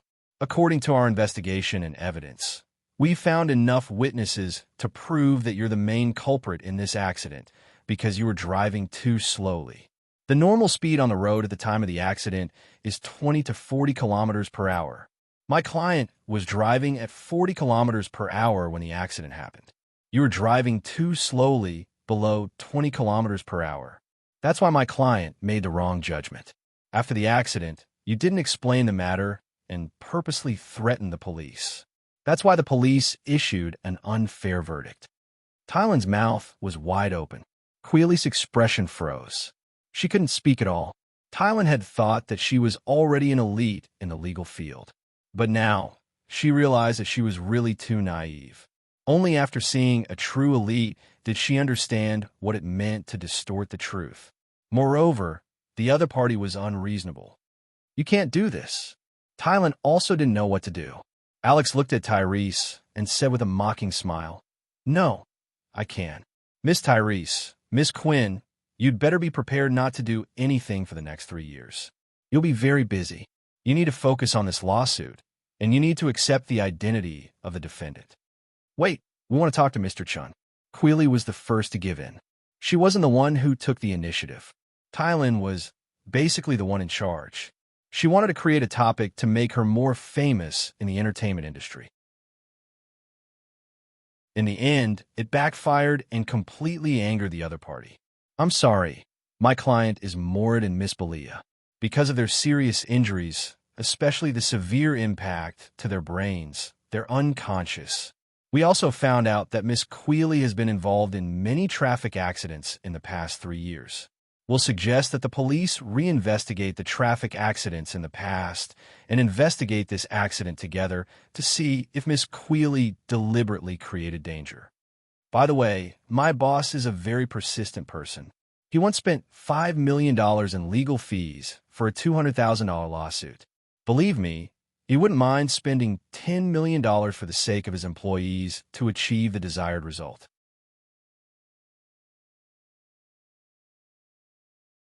Chapter 24-25.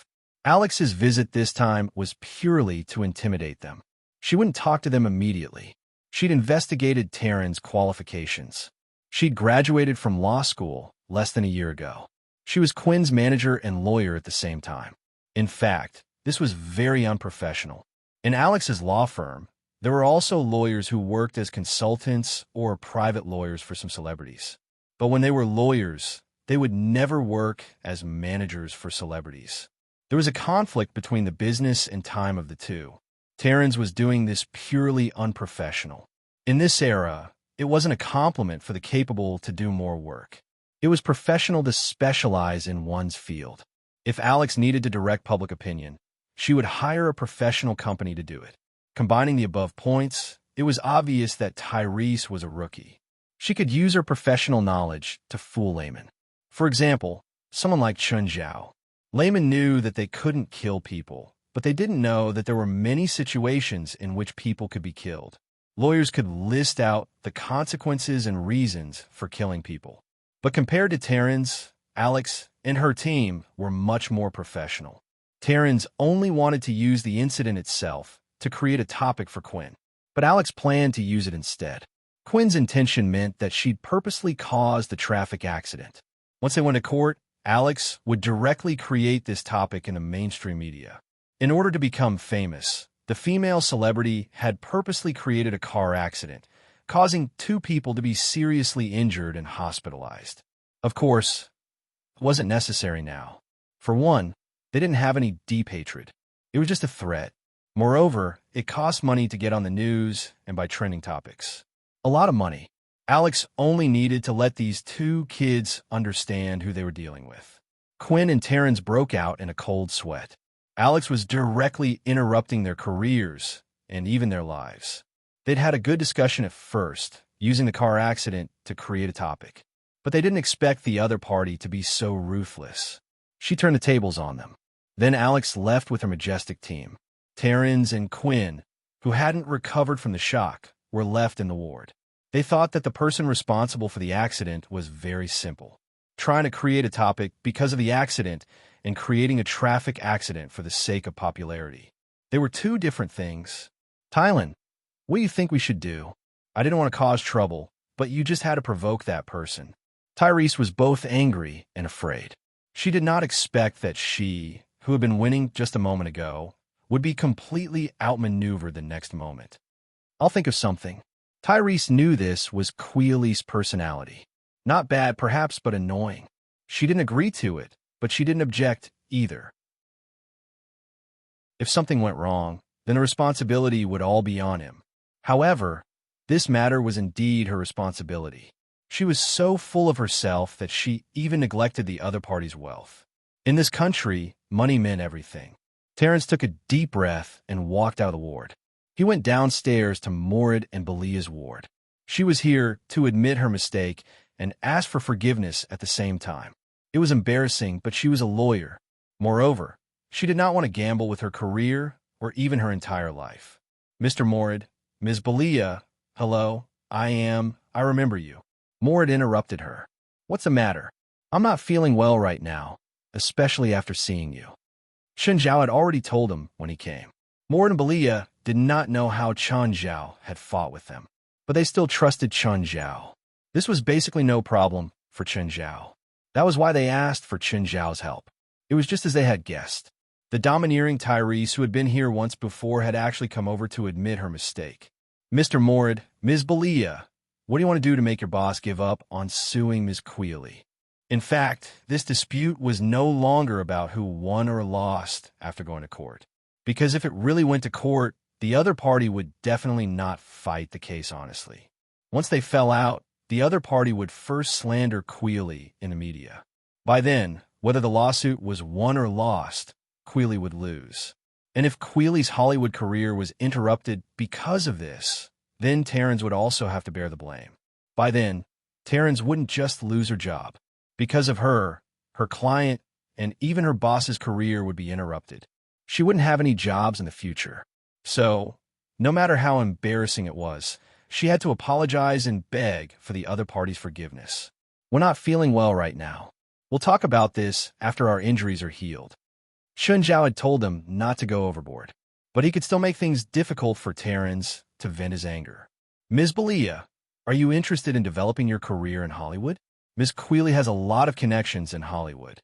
To Terrence, everyone in L.A., regardless of man or woman, had the dream of becoming a star. Also, Belia didn't seem very old. She should be easy to fool. Perhaps Chen Zhao could use her to solve this crisis. Not interested. Belia rolled her eyes. What a joke. If she really wanted to find a role, Chen Zhao could arrange one for her. Was there a need to arrange one for a stranger? Terrence's expression froze. She couldn't even use the line she had prepared. Ms. Belia, don't you want to think about it? This is a rare opportunity. Maybe one day, you'll become a big star. Belia and Mord both rolled their eyes hard. Terrence could feel their gazes. They looked at her like she was an idiot. This made her very uncomfortable. You don't believe me? Miss Quealy is a big star. A big star. You think you're a star just because you acted in an independent movie and it's even the second female lead? Mord said impolitely. He'd heard of Quealy. His impression of Quealy was that she'd once sacrificed herself for art in that independent movie.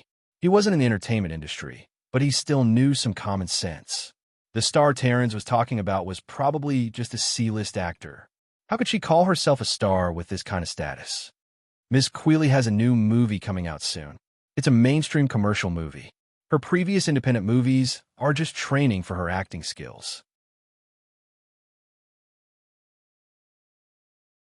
Chapter 24-26. What conditions do you have? We need compensation, Mord said shamelessly. Compensation? How much? $1 million, and we'll let this go. We're the victims. You're the responsible party. Why should we pay? Tylens was about to go crazy. She had never seen such a shameless person with such a shameless request. We wanted to pay, but you didn't want it. Mord sneered at Tylens. Tylens suddenly did not know how to retort. In the end, it was all her own doing. The other party did not intend to make a big deal out of this. They wanted to keep the peace and discuss compensation. But she thought that she had the upper hand. Then, the other party went crazy and planned to die together with her. Of course, this might not be considered dying together at all. It might be completely destroyed by the other party. Even if the other party lost the lawsuit, the two of them would at most have to issue an apology. The two of them were just nobodies. They could not recover Quealy's lost reputation.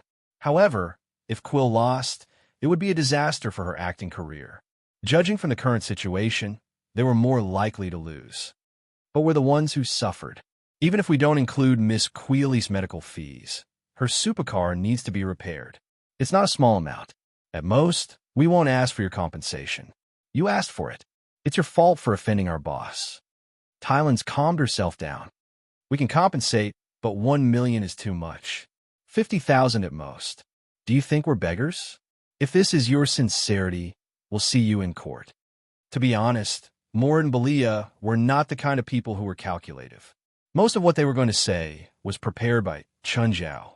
In the end, they entered the bargaining stage, and finally, the two sides finalized a compensation of $300,000 US. Of course, Queely would have to pay Mord and Belia $300,000. This number was also set by Alex.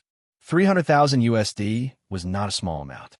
At least for a celebrity like Quill, 300,000 USD was an acceptable amount, but it was also a painful amount to spend. Of course, Alex did not want to fight this kind of lawsuit. Firstly, the chances of winning were not high. Secondly, it was expensive. Once they fell out, Chen Zhao would have to spend even more money to bribe the media to suppress them. This money was a waste. Moreover, there was no deep enmity between the two sides. Therefore, there was no need to fight to the death. Of course, Queerly and Terrence still had to sign a contract. He expressed that he would not pursue the matter of the accident and would settle it through private negotiations. This was also the condition of the settlement between the two sides. After all, both sides were on guard against each other. When Tylan left, her mood was rather gloomy. This was the biggest mistake she had ever made in her career. On his way home, he received a call from Mord and Belia. Although this was not a big deal, it was not a small matter. However, it could be resolved peacefully in the end, and he didn't even need to pay. The final result was a happy one. Suddenly, Chen Zhao felt an unfamiliar gaze. Through the rearview mirror, he saw a car following him. However, Chen Zhao realized that there were 4 gangsters in the car following him. Chen Zhao stopped by the road outside Mountain Town. Then, he got out of the car and waited for the car behind him to come. The car that was tailing him also stopped. 4 gangsters got out of the car. They were ordinary people, but they definitely did not know Chen Zhao.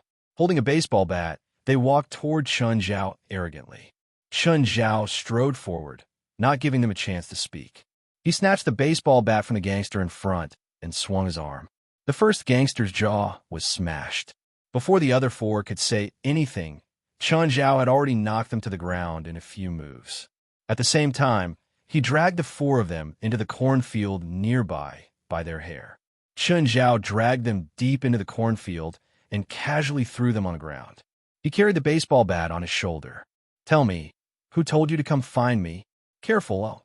Chen Zhao did not give him a chance to finish. The baseball bat drew a patch of blood. Crazy, the 4 wanted to run. But Chen Zhao continued with a flurry of bats, beating them until they curled up on the ground. One of them had already lost consciousness. Blood kept dripping from his forehead. He was the first to have his jaw smashed. The other 3 were covered in injuries too. They did not expect the person they were looking for to be so cruel. Chen Zhao picked another one and walked up to him. "Who told you to come?" "I don't know. I don't know." Slap. Chen Zhao swung the bat again, hitting the gangster's shoulder. "Ah." Chen Zhao picked the second one. "Who told you to come?" The gangster's face was filled with fear. He shook his head violently. "I don't know. I really don't know." Slap. "Ah." Chen Zhao looked at the third gangster. "Someone gave me money, a woman. She told us to break your arms and legs. I don't know who she is." Chen Zhao frowned and swung the bat again. "I hate it when people interrupt my rhythm." Chen Zhao took out his phone and called David. "Hey, David, I was attacked." "For hoodlums. I'm injured." "Of course, I beat the 4 hoodlums before I got injured." "Yes, David." David. It was not the first time Chen Zhao had done this. Moreover, he would always ask for David's cooperation. Thus, David was already used to it. When David brought his men to the scene, he saw Chen Zhao standing there immaculately, but one of his arms was clearly dislocated. But when he saw the 4 heavily injured gangsters on the ground, David was even more certain of his guess. Chen Zhao's dislocation was clearly self-directed. Chen Zhao's dislocation was clearly self-directed. Moreover, Chen Zhao was a doctor. He knew the body structure and how to dislocate himself better than anyone else. Ronson also came with David. He knew how terrifying Chen Zhao was even better than David. Thus, he stood at the side in silence.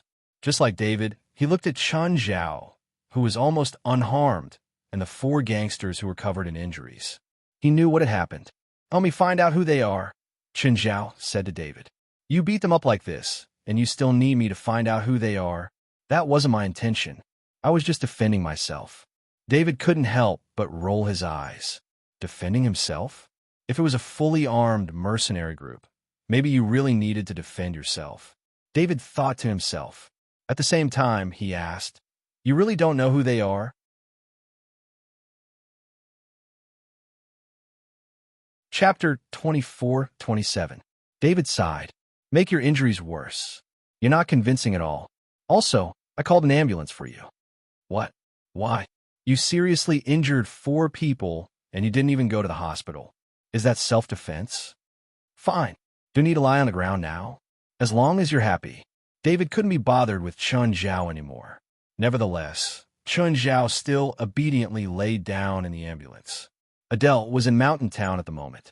She sat in a restaurant and watched the police cars and ambulances whizzing past. A smile appeared on Adele's face. She'd hired those gangsters to cause trouble for Chun Zhao. Adele left the restaurant and followed the ambulance. She followed them all the way to the hospital. Adele saw Chun Zhao being pushed out of the ambulance. Her smile became even more satisfied, although she didn't know Chun Zhao and didn't know who he was. However, Chun Zhao was the boss of the 2 outsiders who'd been watching her. He must have sent them. But Adele didn't do this just for revenge. She also wanted to find out from Chun Zhao what his goal was. Darling, I probably won't be able to come home tonight. Chun Zhao called Fei Lai. I'm in the hospital now. I beat up those gangsters, but David told me to act more realistically. I'll pretend to be injured and stay in the hospital for the night. Then I'll get the hospital to write a certificate of serious injuries. I'll have Alex take it to the police tomorrow. Okay, I'll be careful next time. At least I won't hit so hard. Okay, rest well. As soon as Chun Zhao hung up, he saw a nurse push a cart in. Sir, it's time to take medicine. Medicine? Chun Zhao was stunned. He hadn't agreed to take medicine. He hadn't even been diagnosed. What medicine? I don't know, but the police and doctor outside said that your arm has a soft tissue injury. They'll need to put a cast on you later. Hearing this, Chun Zhao's face darkened. The first person he thought of was David. David had tricked him on purpose. I don't need medicine. The nurse had already prepared a syringe. She drew a bottle of medicine and glanced at Chun Zhao. If you don't need medicine, you can tell the doctor. What medicine is it? Chun Zhao asked. I don't know. Ask the doctor yourself. Chun Zhao picked up the empty bottle from the cart and looked. Is this anesthetic? The doctor prescribed it for you. I don't know. Give me your arm. The nurse grabbed Chun Zhao's wrist and was about to pry his sleeve open. Wait, rub it with alcohol first. A grown man doesn't need to go through so much trouble. Damn, this nurse must be a newbie. Alcohol was used to soothe the condition of the skin and also to make the veins clearer. It also had a certain analgesic effect. Moreover, his skin was rough and his flesh was thick. If the needle pierced through, it would definitely break. Forget it. I'll do it myself. Chun Zhao was about to get some alcohol. However, the nurse continued to push the needle downwards. Chun Zhao immediately grabbed the needle. The nurse didn't care too much. She felt some resistance in her hand, so she pushed harder. She was sure that the needle had stabbed into Chun Zhao's palm. Who are you? Chun Zhao frowned at the nurse. At this time, she stopped pretending and pulled down her mask. You are. Chun Zhao found a nurse familiar, but he wasn't sure if he really knew her. The nurse was Adele in disguise. Adele had a mocking expression on her face. She directly lifted the blanket covering Chun Zhao. What are you doing? I'm taking you to an interesting place, of course. With that, Adele reached out and dragged Chun Zhao off the bed. Then she placed him on the wheelchair beside her. Fuck, why are you so heavy? Adele finally moved Chun Zhao onto the wheelchair and then started pushing him out. At the same time, Chun Zhao felt something sharp poking his back. You better not make any noise. Otherwise, you might get hurt. Fine, I promise I won't scream. Actually, Adele was quite worried. If Chun Zhao really screamed in the hospital, she wasn't confident that she could escape. After all, there were still police outside. The anesthetic she prepared for Chun Zhao was very strong, but she didn't understand why Chun Zhao could still make a sound. Perhaps the effects weren't there yet. Thankfully, Chun Zhao didn't plan on crying for help at all. Put the knife down. It's uncomfortable to keep poking it. You don't have to keep the knife in your hand. With your speed, you can kill me in a very short time. Plus, I value my life very much. I won't cry for help.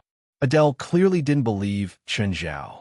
She still poked Chun Zhao's back with the knife and pushed the wheelchair forward.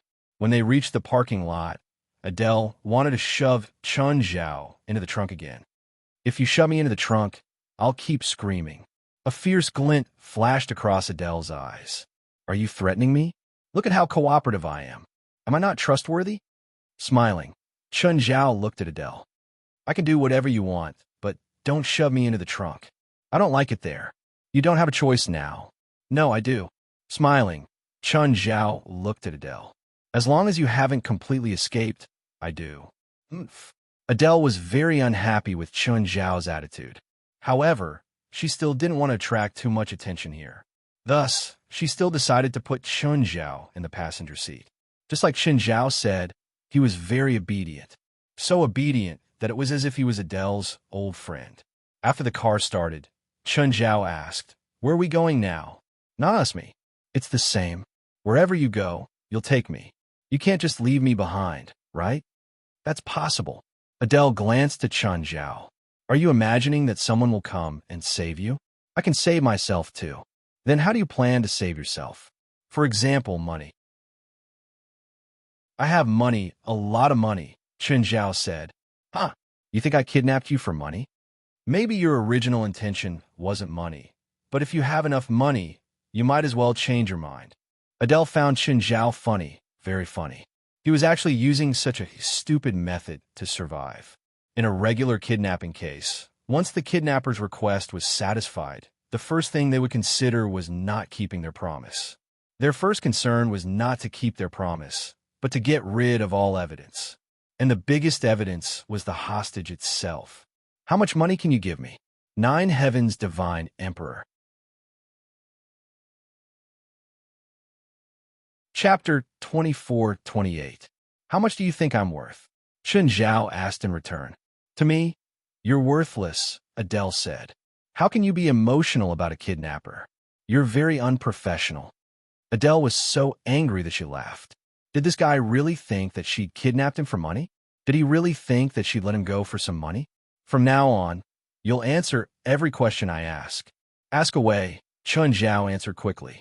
"I'll tell you everything I know. Why'd you send people to spy on me?" Chun Zhao's eyes twitched. Spy on her? He didn't even know who she was. Oh, was she Homesius's wife? Chun Zhao didn't react at first.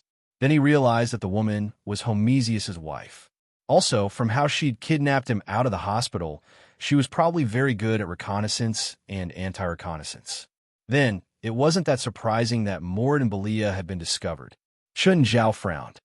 "Did you cause the car accident of my 2 subordinates?" "What? You admit that you sent people to spy on me?" "Huh. There's nothing to be embarrassed about. I did it." "You still haven't answered my question. Why did you send people to spy on me?" "One day I saw you on the street and fell in love at first sight. I wanted your contact number, but was too embarrassed to ask for it directly. So I sent people to spy on you." Chun Zhao lied. Although Adele was said to be so, it did make her heart burst with joy. However, she was still aware of her own limitations. She definitely wasn't a beauty in the public sense. Also, after a few years of marriage, her figure was already out of shape. A rich man might fall in love with a woman at first sight, but it definitely wouldn't be her. Moreover, when she disguised herself as a nurse and pulled down her mask, Chun Zhao's eyes clearly didn't recognize her. "You better not play tricks, or I'll make you regret it," Adele said coldly. Adele said coldly, "And you even used 2 idiots to monitor me. This is simply an insult to me. Actually, you don't know my good intentions. I just know that they're stupid. Yes, they're indeed stupid. That's why I used them. I just wanted you to find out." Oomph. Adele was not an innocent girl. She didn't believe a single word Chun Zhao said. If the 2 people sent to watch her were idiots, it could be understood that Chun Zhao didn't have many people. Or rather, he was not the type of person to do such a thing. He was a layman to begin with, so he could only find laymen. However, this didn't explain why Chun Zhao was watching her. "You don't have to say it now. I have ways to make you talk. Then I'll wait and see. I want to see how long you could be so stubborn." Adele didn't bring him home. Instead, she brought him to an abandoned factory. Right now, Chun Zhao was tied to a metal pillar. He looked at Adele, who was trying her best to tie him up. "Did you bring me to a place like this to play some thrilling game with me?" "Umph." Adele snorted coldly and grabbed a rusty iron rod. "Maybe now is the best time for you to speak. Otherwise, I can't guarantee what kind of pain you'll suffer. I already said that I fell in love with you at first sight. Are you going to treat your admirer like this? Adele suddenly lifted the metal rod and swung it at Chun Zhao's arm. Ah! Chun Zhao screamed. Sir, can you speak now? I already said that I fell in love with you at first sight. Adele got angry and hit Chun Zhao with the stick again. Chun Zhao cried out in pain. At the same time, she pushed the rod against Chun Zhao's chin. You still don't want to say it? I already said it. What else do you want? If that's the case, it means that you're not scared enough. Adele stared at Chun Zhao fiercely. Maybe I won't hit your arm this time. Chun Zhao suddenly grinned. Actually, there's one more thing I didn't tell you. What is it? Adele thought that Chun Zhao was going to confess. Actually, I have masochistic tendencies, Chun Zhao said. I'm a severe masochist. Adele's expression turned cold. She suddenly raised the rod and swung it at Chun Zhao's head. Bang! The rod broke and flew out, but Chun Zhao only tilted his head slightly. But he still had a smile on his face. I haven't felt so good in a long time. Adele narrowed her eyes at Chun Zhao. She didn't know if Chun Zhao really had masochistic tendencies. But Chun Zhao still maintained a smile despite this level of attack. At least it meant that he wasn't afraid of the torture. No. Adele raised an eyebrow. It wasn't that he wasn't afraid of pain. He didn't feel any pain at all. Adele suddenly remembered that she'd injected him with a large dose of anesthesia. How could he feel any pain now? Adele thought of a good idea. You like being masochistic, right? Yes, yes. Then I'll take you to a place that can satisfy your masochistic tendencies. Let's do it here. That's not up to you. Adele untied Chun Zhao and dragged him back to the car. Where are we going this time? To a place that can satisfy your needs, of course. Then I'll look forward to it. I hope it won't disappoint me. As Adele drove, she took out her phone. Homesius, it's me. Where are you now? I sent someone home just now, but you're not home. I'm heading toward you, Adele said. Also, I caught the person who was watching me. Before we come over, let's search his body to see if he has a tracker. Got it. Oh, why did you send someone to find me? LA isn't safe anymore. The investor wants me and the equipment to move out. I sent someone to pick you up. Didn't we just teleport? Yes, but the investor is still worried. Adele was silent for a while. Then she said, Homesius, your investor isn't a good person. You better be careful. Adele had met the man who had invested in Homesius once. The first impression the investor gave was that he was young, handsome, rich, and had a good temper. But for some reason, Adele just couldn't have a good impression of the investor. I know, but the data is in my head, and the researchers under him were all recruited by me. Unless he plans to waste the research data of the past few years, he can't do anything to me. That's for the best. Adele didn't care what forbidden experiments her husband was researching. She only cared about her husband himself. Chapter 24-29. Chun Zhao realized that Adele had driven the car to the beach. She didn't take the coastal road either. Instead, she drove directly into the gravel beach. The bumpy ride made Chun Zhao very uncomfortable. They drove for more than an hour. It was already nighttime. The sky was dark, and there was no starlight. Chun Zhao couldn't see anything outside. He could only hear the sound of waves rising and falling. Finally, Adele stopped the car. Adele dragged Chun Zhao out. You're not trying to drown me, are you? Chun Zhao's voice was filled with panic. What? Are you scared? I'm a masochist, but I don't want to die either. That's not up to you. Adele sneered. But Adele didn't plan to drown Chun Zhao. There was an old speedboat docked by the shore. People who didn't know better would definitely think that it was abandoned. In reality, the speedboat only looked old on the surface. Most of its normal functions could be used. At least it wouldn't capsize at sea. Adele tossed Chun Zhao onto the speedboat and started it. You left your car by the beach. Are you sure someone won't steal it? You shouldn't be worried about my car right now. I can't help it. I admire you. If you get hurt because of this, I'll feel bad. How about I buy you a new car later? Huh. I hope you still have the courage to say that when you see my husband later. Are you married? I didn't even know. Chun Zhao's face was filled with regret. After traveling on the sea for about 40 minutes, a very large cruise ship appeared in front of the speedboat. Chen Zhao looked at the ship and couldn't help but raise his eyebrows. Adele drove the speedboat to slow down and approached the luxurious cruise ship. After reaching the side of the ship, a ladder was thrown down on the deck. Chen Zhao was directly tied up and lifted onto the deck. Homesius stood on the deck and looked at Chen Zhao on the ground. "He's the one who's watching you?" "Yes, it's him." Homesius looked at Chen Zhao. "Who are you?" "You don't know me, but I know you. You're my rival in love." Homesius froze for a moment and looked up at Adele. Adele slapped her forehead. "I can't do anything to him. No matter what I ask, he won't open his mouth, and he always uses this kind of thing to fool me. So I brought him to you. Do you have a way? Didn't we agree that you would bring me here and let me kill your husband? Then his assets would be transferred to your name so that we could be together forever." Adele sighed, and Homesius was speechless. Of course, he couldn't believe such words. However, he was rather angry at Chen Zhao. He dared to tease his wife in front of him. Did this guy think he was dead? "Brat, I will make you wish you were dead. I hope you won't disappoint me." Chen Zhao shrugged. Prometheus waved his hand and had his two subordinates drag Chen Zhao up. "Don't let him die too easily." Adele had suffered quite a bit from Chen Zhao along the way. Adele followed behind, and it was her first time at Homesius' new office. She had to admit that Homesius' investor was really rich. Such a huge cruise ship had actually been modified into a laboratory. The cost of this cruise ship was probably over $1 billion. This laboratory was even bigger and more luxurious than the previous one. "Homesius, when are we leaving LA? The ship is heading for the international waters now," Homesius said. "If we stay in the country, we might be discovered at any time, so the investor wants to take this cruise ship around the Pacific Ocean. First of all, we won't be investigated by any country on the international waters. It's also safer. What about me? You stay on the ship. If you're not used to it, you can get off at the next port call." "I don't care." Just then, Chen Zhao was brought to a laboratory. Chen Zhao saw a 4-square-meter glass container with a huge octopus inside. The octopus weighed at least 2 tons. Its limbs and tentacles were almost all stuck to the glass. However, because the space was small, it wriggled rather slowly. "Is this the result of your research?" Adele asked. "No, it's just an accident." Homesius shook his head.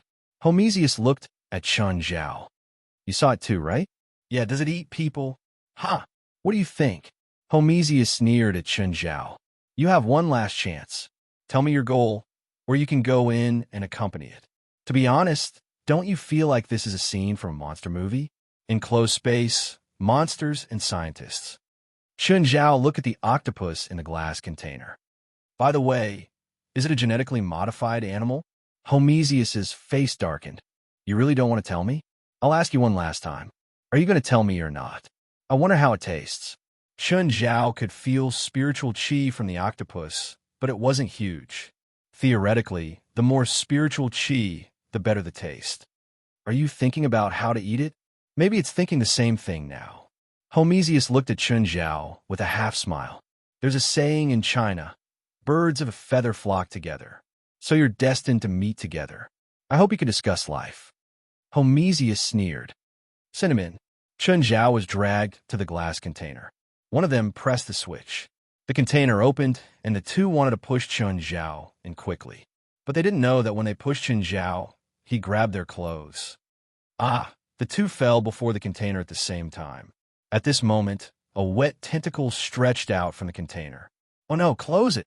Homesius yelled. But then, the closed part of the container was blocked by the tentacle. The giant octopus took this opportunity to crawl out. "Oh no!" Homesius and Adele's expressions changed drastically. "Leave this lab." Homesius pulled Adele out of the lab. He quickly pressed a few passwords at the door, and the lab was immediately closed. Homesius let out a long sigh. Luckily, he didn't let this big guy escape. Otherwise, he would be in big trouble. This big guy could strangle a cow to death with one tentacle. It also had extremely powerful regenerative abilities and shocking defense. If it escaped, it would definitely start a massacre.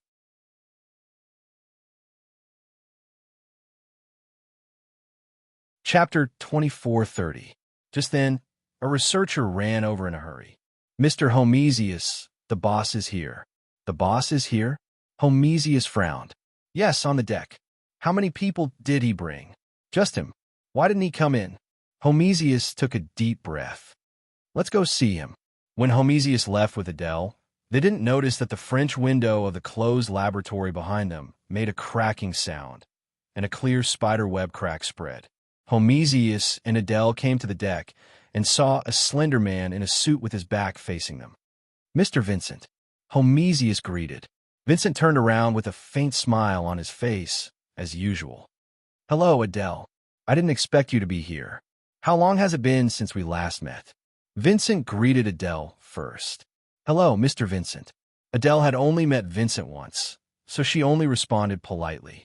Vincent's gaze fell on Homesius again. Homesius. Yes, Mr. Vincent. What can I do for you? No, Vincent said faintly. I'm here to inform you that my boss intends to close the laboratory. Mr. Vincent, the laboratory has been moved to the cruise ship. There shouldn't be any safety problems, right?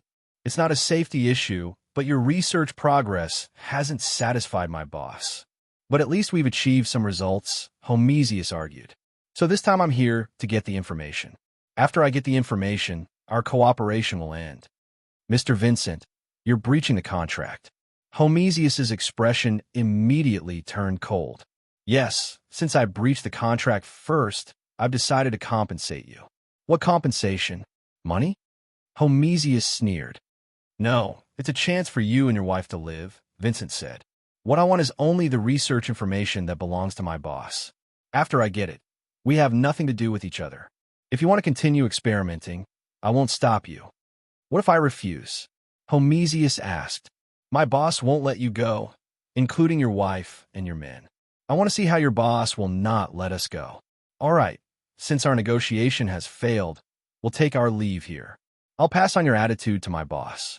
Vincent was not angry at Homesius' tough attitude. He kept smiling. But at that moment, Adele pulled out a gun and pointed it at Vincent's head.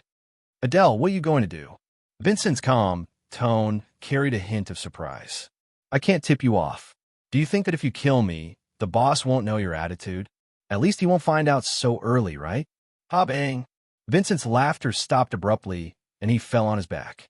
Homesius didn't expect Adele to shoot so decisively. Leaving him alive is also a disaster. Adele said lightly, since we've already fallen out, there's no need to worry so much. But at this moment, something strange happened. Vincent, who was supposed to be dead, moved. Immediately after, Vincent twisted his limbs and propped himself up to stand up. Homesius and Adele's expressions changed. When had they ever seen such a strange thing? At this moment, there was a bloody hole between Vincent's eyebrows. But at this moment, a bullet was pushed out of the hole between Vincent's eyebrows. Then, the bloody hole began to slowly heal. What a surprise. Vincent twisted his neck. Adele, so you have this side to you. How? How is this possible? Adele's face was full of disbelief. Adele, your actions make me very angry, so I decided not to inform the boss. I'll personally reap your lives. Although Vincent said he was angry, there was no sign of anger on his face. He still spoke in such a gentle tone.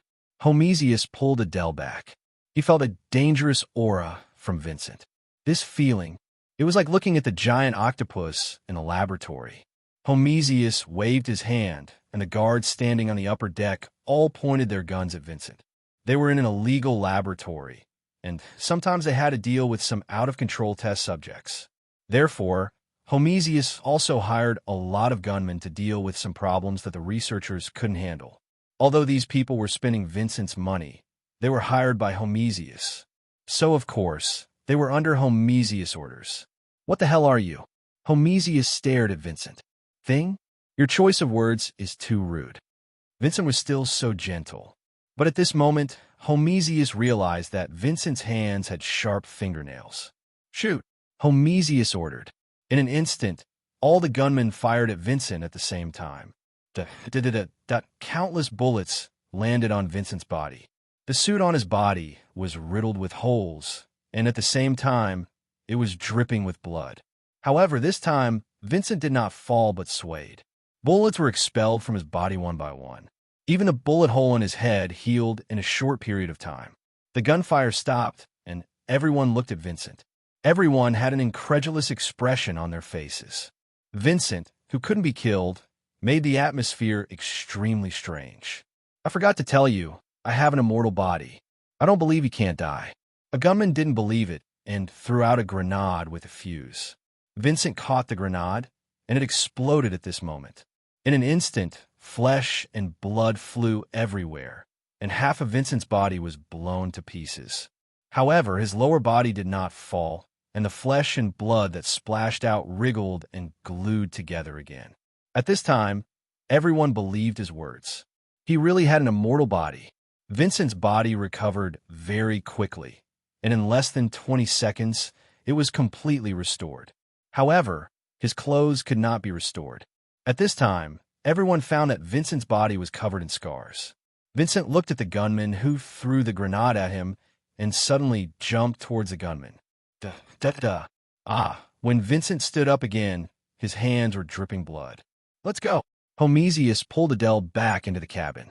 The divine emperor of the 9 heavens.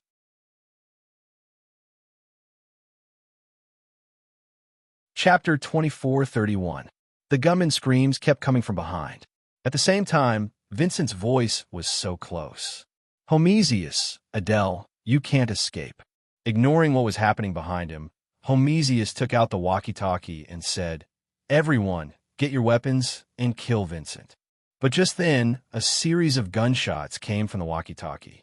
"Mr. Homesius, bad news. Deep Blue escaped." What? Homesius was shocked. Wasn't Deep Blue locked in the lab? How did it escape? But Homesius only panicked for a moment.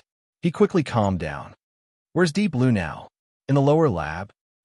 Before the person on the other end could finish, he screamed. But the gunshots didn't stop. The scene was also very chaotic. "Let's go to the lower lab," Homesius said. "You want to lure Vincent down there? Let him fight Deep Blue to the death."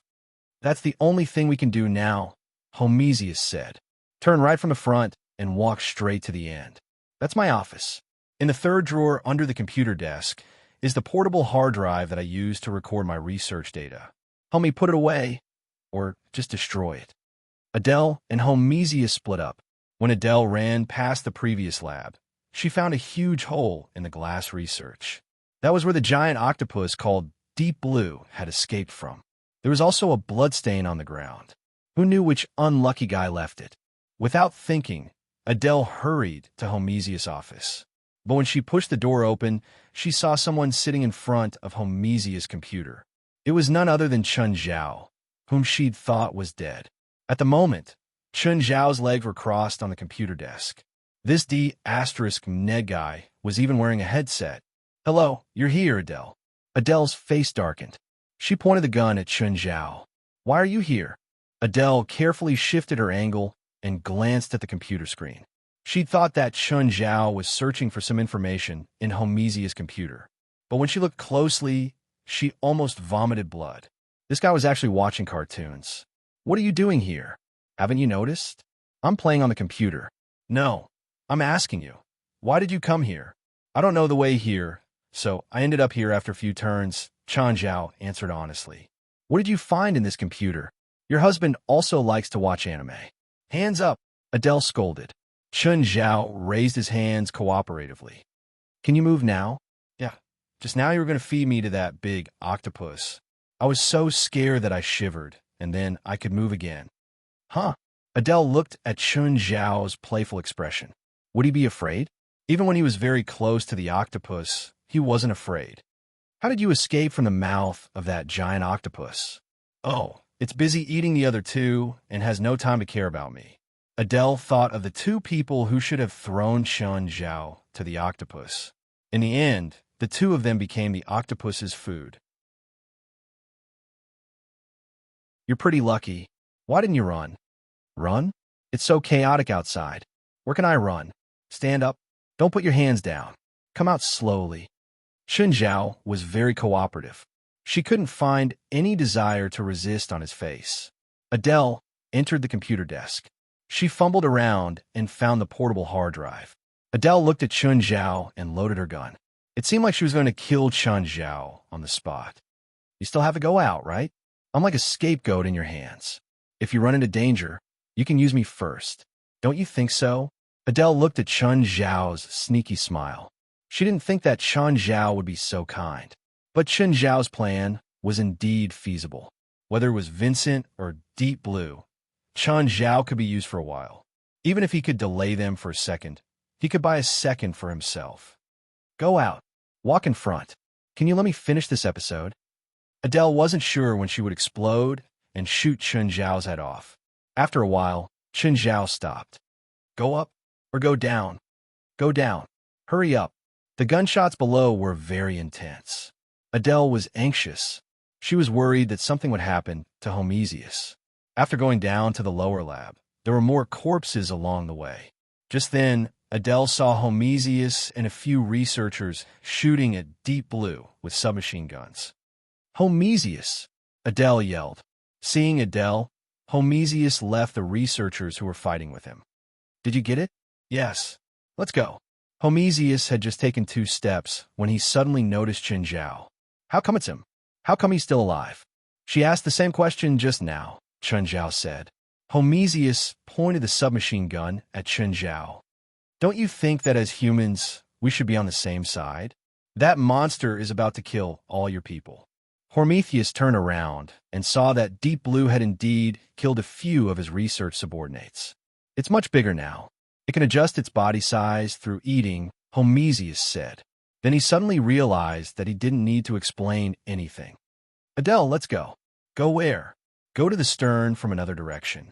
There's a built-in lifeboat there. But just then, a figure blocked Homesius and Adele's path. Homesius! Adele, we meet again.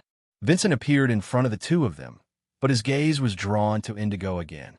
I didn't think that the flesh and blood I provided would result in such a thing.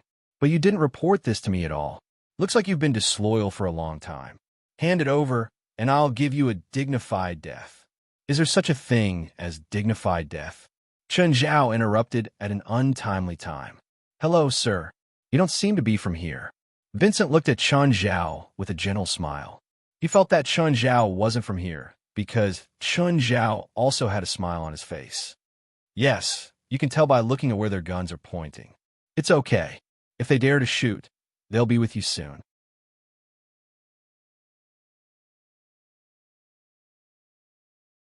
Chapter 2432. Chun Zhao turned back to look at Homesius and Adele. We're all humans. Shouldn't we be united and fight against the enemy? Who's united with you? Adele pointed her gun at Chun Zhao and sneered. Looks like they don't appreciate your kindness. How about I help you get rid of them? Vincent said, smiling. Why don't you go kill that giant octopus first? Whoever wins can decide whether we live or die. How about that? Chun Zhao chuckled at Vincent. You want me to fight that octopus to the death? It's best if we die together. That way, you'll have a chance to escape, right? Is my intention that obvious? Huh, what do you think? Vincent's smile was cold. Suddenly, he reached out to grab Chun Zhao. You go play with that octopus. Vincent wanted to throw Chun Zhao at Deep Blue, but he grabbed nothing. Without any warning, Chun Zhao raised a foot and kicked Vincent's waist. You go. Vincent staggered back a few steps. Touching his waist, he stared at Chun Zhao in shock. You! Before Vincent could speak, a wet tentacle had already wrapped around Vincent's small foot from below. Then, with a sweep, Vincent's head swept across the metal floor. The sound was so loud that it sounded like a gong. Bang, bang. Vincent's head was bleeding from the blow. Deep Blue seemed to think that Vincent was already dead. Just like the other humans it had killed before, it casually tossed Vincent aside. However, Vincent stood up again. His face was covered in blood, and the smile on his face was gone. He looked at Chun Zhao with a dark expression, but Chun Zhao was nowhere to be seen. Just when Vincent thought that Chun Zhao had escaped, he heard Chun Zhao's voice from another direction. Keep going. Don't stop. Vincent, Adele, and Homesius looked up and realized that Chun Zhao was already sitting on the railing on the upper floor. He was looking at Vincent with interest. Chun Zhao held an apple in his hand. No one knew where he got it from. Adele and Homesius were also very puzzled. In the blink of an eye, he was only attracted by Indigo and Vincent for a few seconds. Chun Zhao had already climbed to such a high place. Instead of running, he sat on the railing and watched the show. Vincent was so furious that he didn't care about Indigo, who had just beaten him up. He leaped up and grabbed at Chun Zhao. However, before he could catch Chun Zhao threw the apple in his hand. Vincent was hit in the face and fell from the sky. Deep Blue stretched out her tentacles again, grabbed Vincent on the ground, and beat the mole a few more times. It directly knocked Vincent into a daze. And Indigo's intelligence was very high. In fact, the intelligence of an ordinary octopus was already very high. Deep Blue's size meant that its brain capacity was even larger than that of an ordinary octopus. The first time, Vincent didn't die, so this time it used more force. It wasn't until Vincent's body was smashed that he threw it out. However, Vincent stood up again. Yo, so powerful. He's not dead yet. Is this guy a cockroach? Chun Zhao's voice wasn't loud, but everyone heard him clearly. Vincent was no longer calm. There was only uncontrollable rage on his face. Right now, he wanted to kill Chun Zhao the most. His second was Indigo, who had made him so miserable. Let's go, Homesius said in a low voice. Coincidentally, that guy attracted Vincent and Indigo's attention. Adele also retreated quietly, moving as slowly as possible. However, Vincent only glanced at them from the corner of his eyes and already knew their intentions. No one can escape. Suddenly, the scars on Vincent's body started leaving his body. The scene was very strange. If one didn't see it with their own eyes, it would be hard to understand. In fact, those who saw it with their own eyes would be even more confused. The scars were like poisonous snakes. They weren't like snakes. They were snakes, sea snakes. These sea snakes burrowed into every corner and covered the entire ship. Screams rang out one after another. It was as if there were countless sea snakes hidden on Vincent's body. He kept shaking them off. Chun Zhao reached out and caught a sea snake. Thank you for your gift. Chun Zhao waved his hand while holding the sea snake. Adele and Homesius, on the other hand, were forced to lean against a corner by a few sea snakes. Vincent looked at the two and said coldly, I've lost my patience. Hand over the research data. Suddenly, Indigo's tentacles swept horizontally. However, Vincent wasn't sent flying this time. Indigo grabbed Indigo's tentacle with one hand. Low-level bastard. Vincent glanced at Indigo and suddenly swung his arm. Indigo's huge body was smashed more than 10 meters away. However, Indigo's defense was rather shocking. Vincent's strength was very strong, but it wasn't enough to kill Indigo. Vincent stared at Indigo, his eyes releasing red light. As a superior, I order you to submit to me. Indigo seemed to be afraid of Vincent. At least, it was afraid of the current Vincent. Very good. Seems like you're smart enough.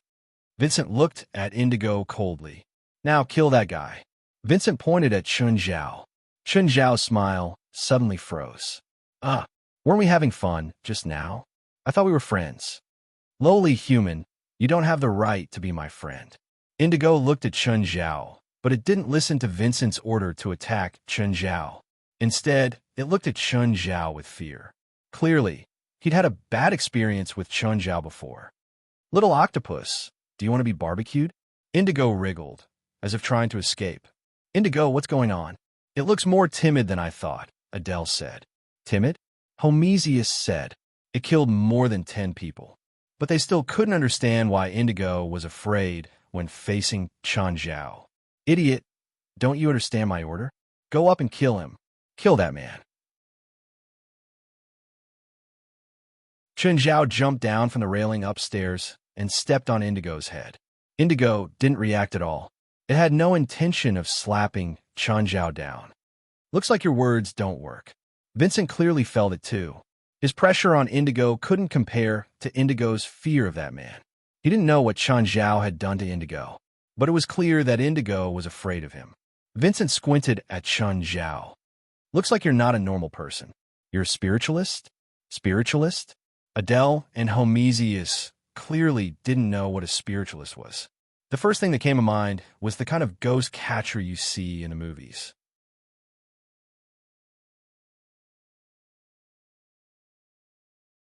Chapter 2433. What about you? You're clearly not a human. Are you a demon? Chun Zhao wasn't sure of Vincent's identity. He had a faint demonic aura on him. This made Chun Zhao suspect that Vincent was a hybrid, but some of his characteristics were different from humans. For example, his self-healing ability. Such a powerful self-healing ability made Chun Zhao very suspicious. No matter how much a hybrid's power was developed, it would be difficult for him to have Vincent's terrifying self-healing ability. For example, if Chun Zhao's body was penetrated, he could heal himself. But if his organs and head were damaged, he definitely wouldn't be able to heal himself like Vincent. Of course, other than that, Vincent had nothing else he was proud of. To ordinary people, his power was indeed very strong. But in the supernatural organization, any member should be stronger than him. Why doesn't Deep Blue attack him? As Deep Blue's creator, Homesius knew very well how savage it was. To it, all creatures that entered its field of vision were its food, and they would all become its food. But it had no intention of attacking Chun Zhao at all. Even when Chun Zhao stepped on its head, it lay on the ground obediently.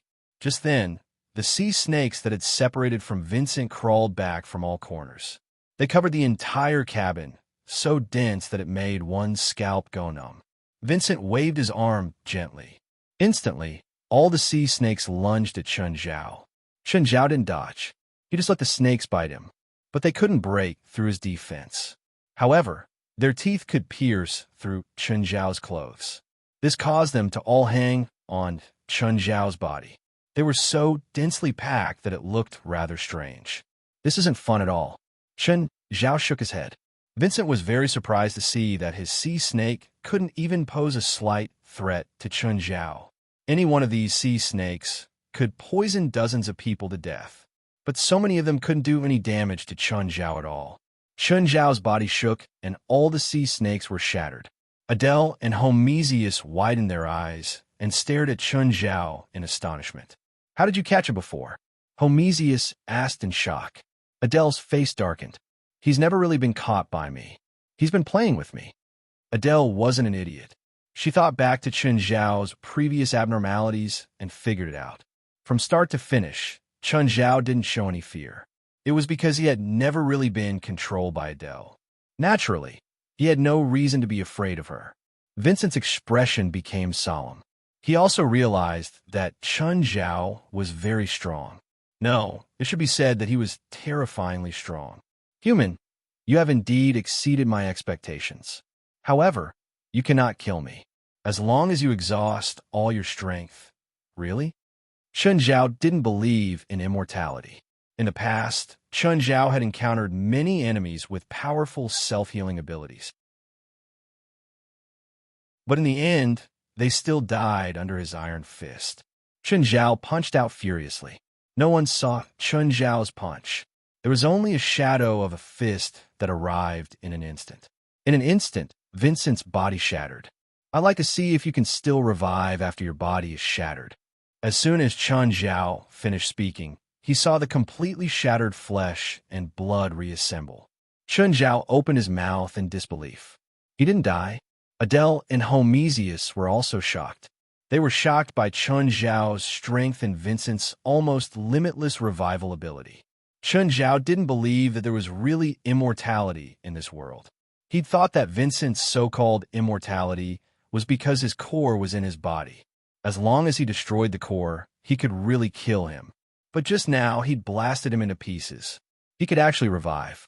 Chun Zhao couldn't help but wonder if he really had an immortality. In a dozen seconds, Vincent recovered again. Surprised, right? Vincent looked at Chun Zhao proudly. Chun Zhao frowned. This time, he raised his right arm. Holy light cannon. Boom! In an instant, the white light pierced through 100 meters. It even blasted a huge hole in the body of the cruise ship.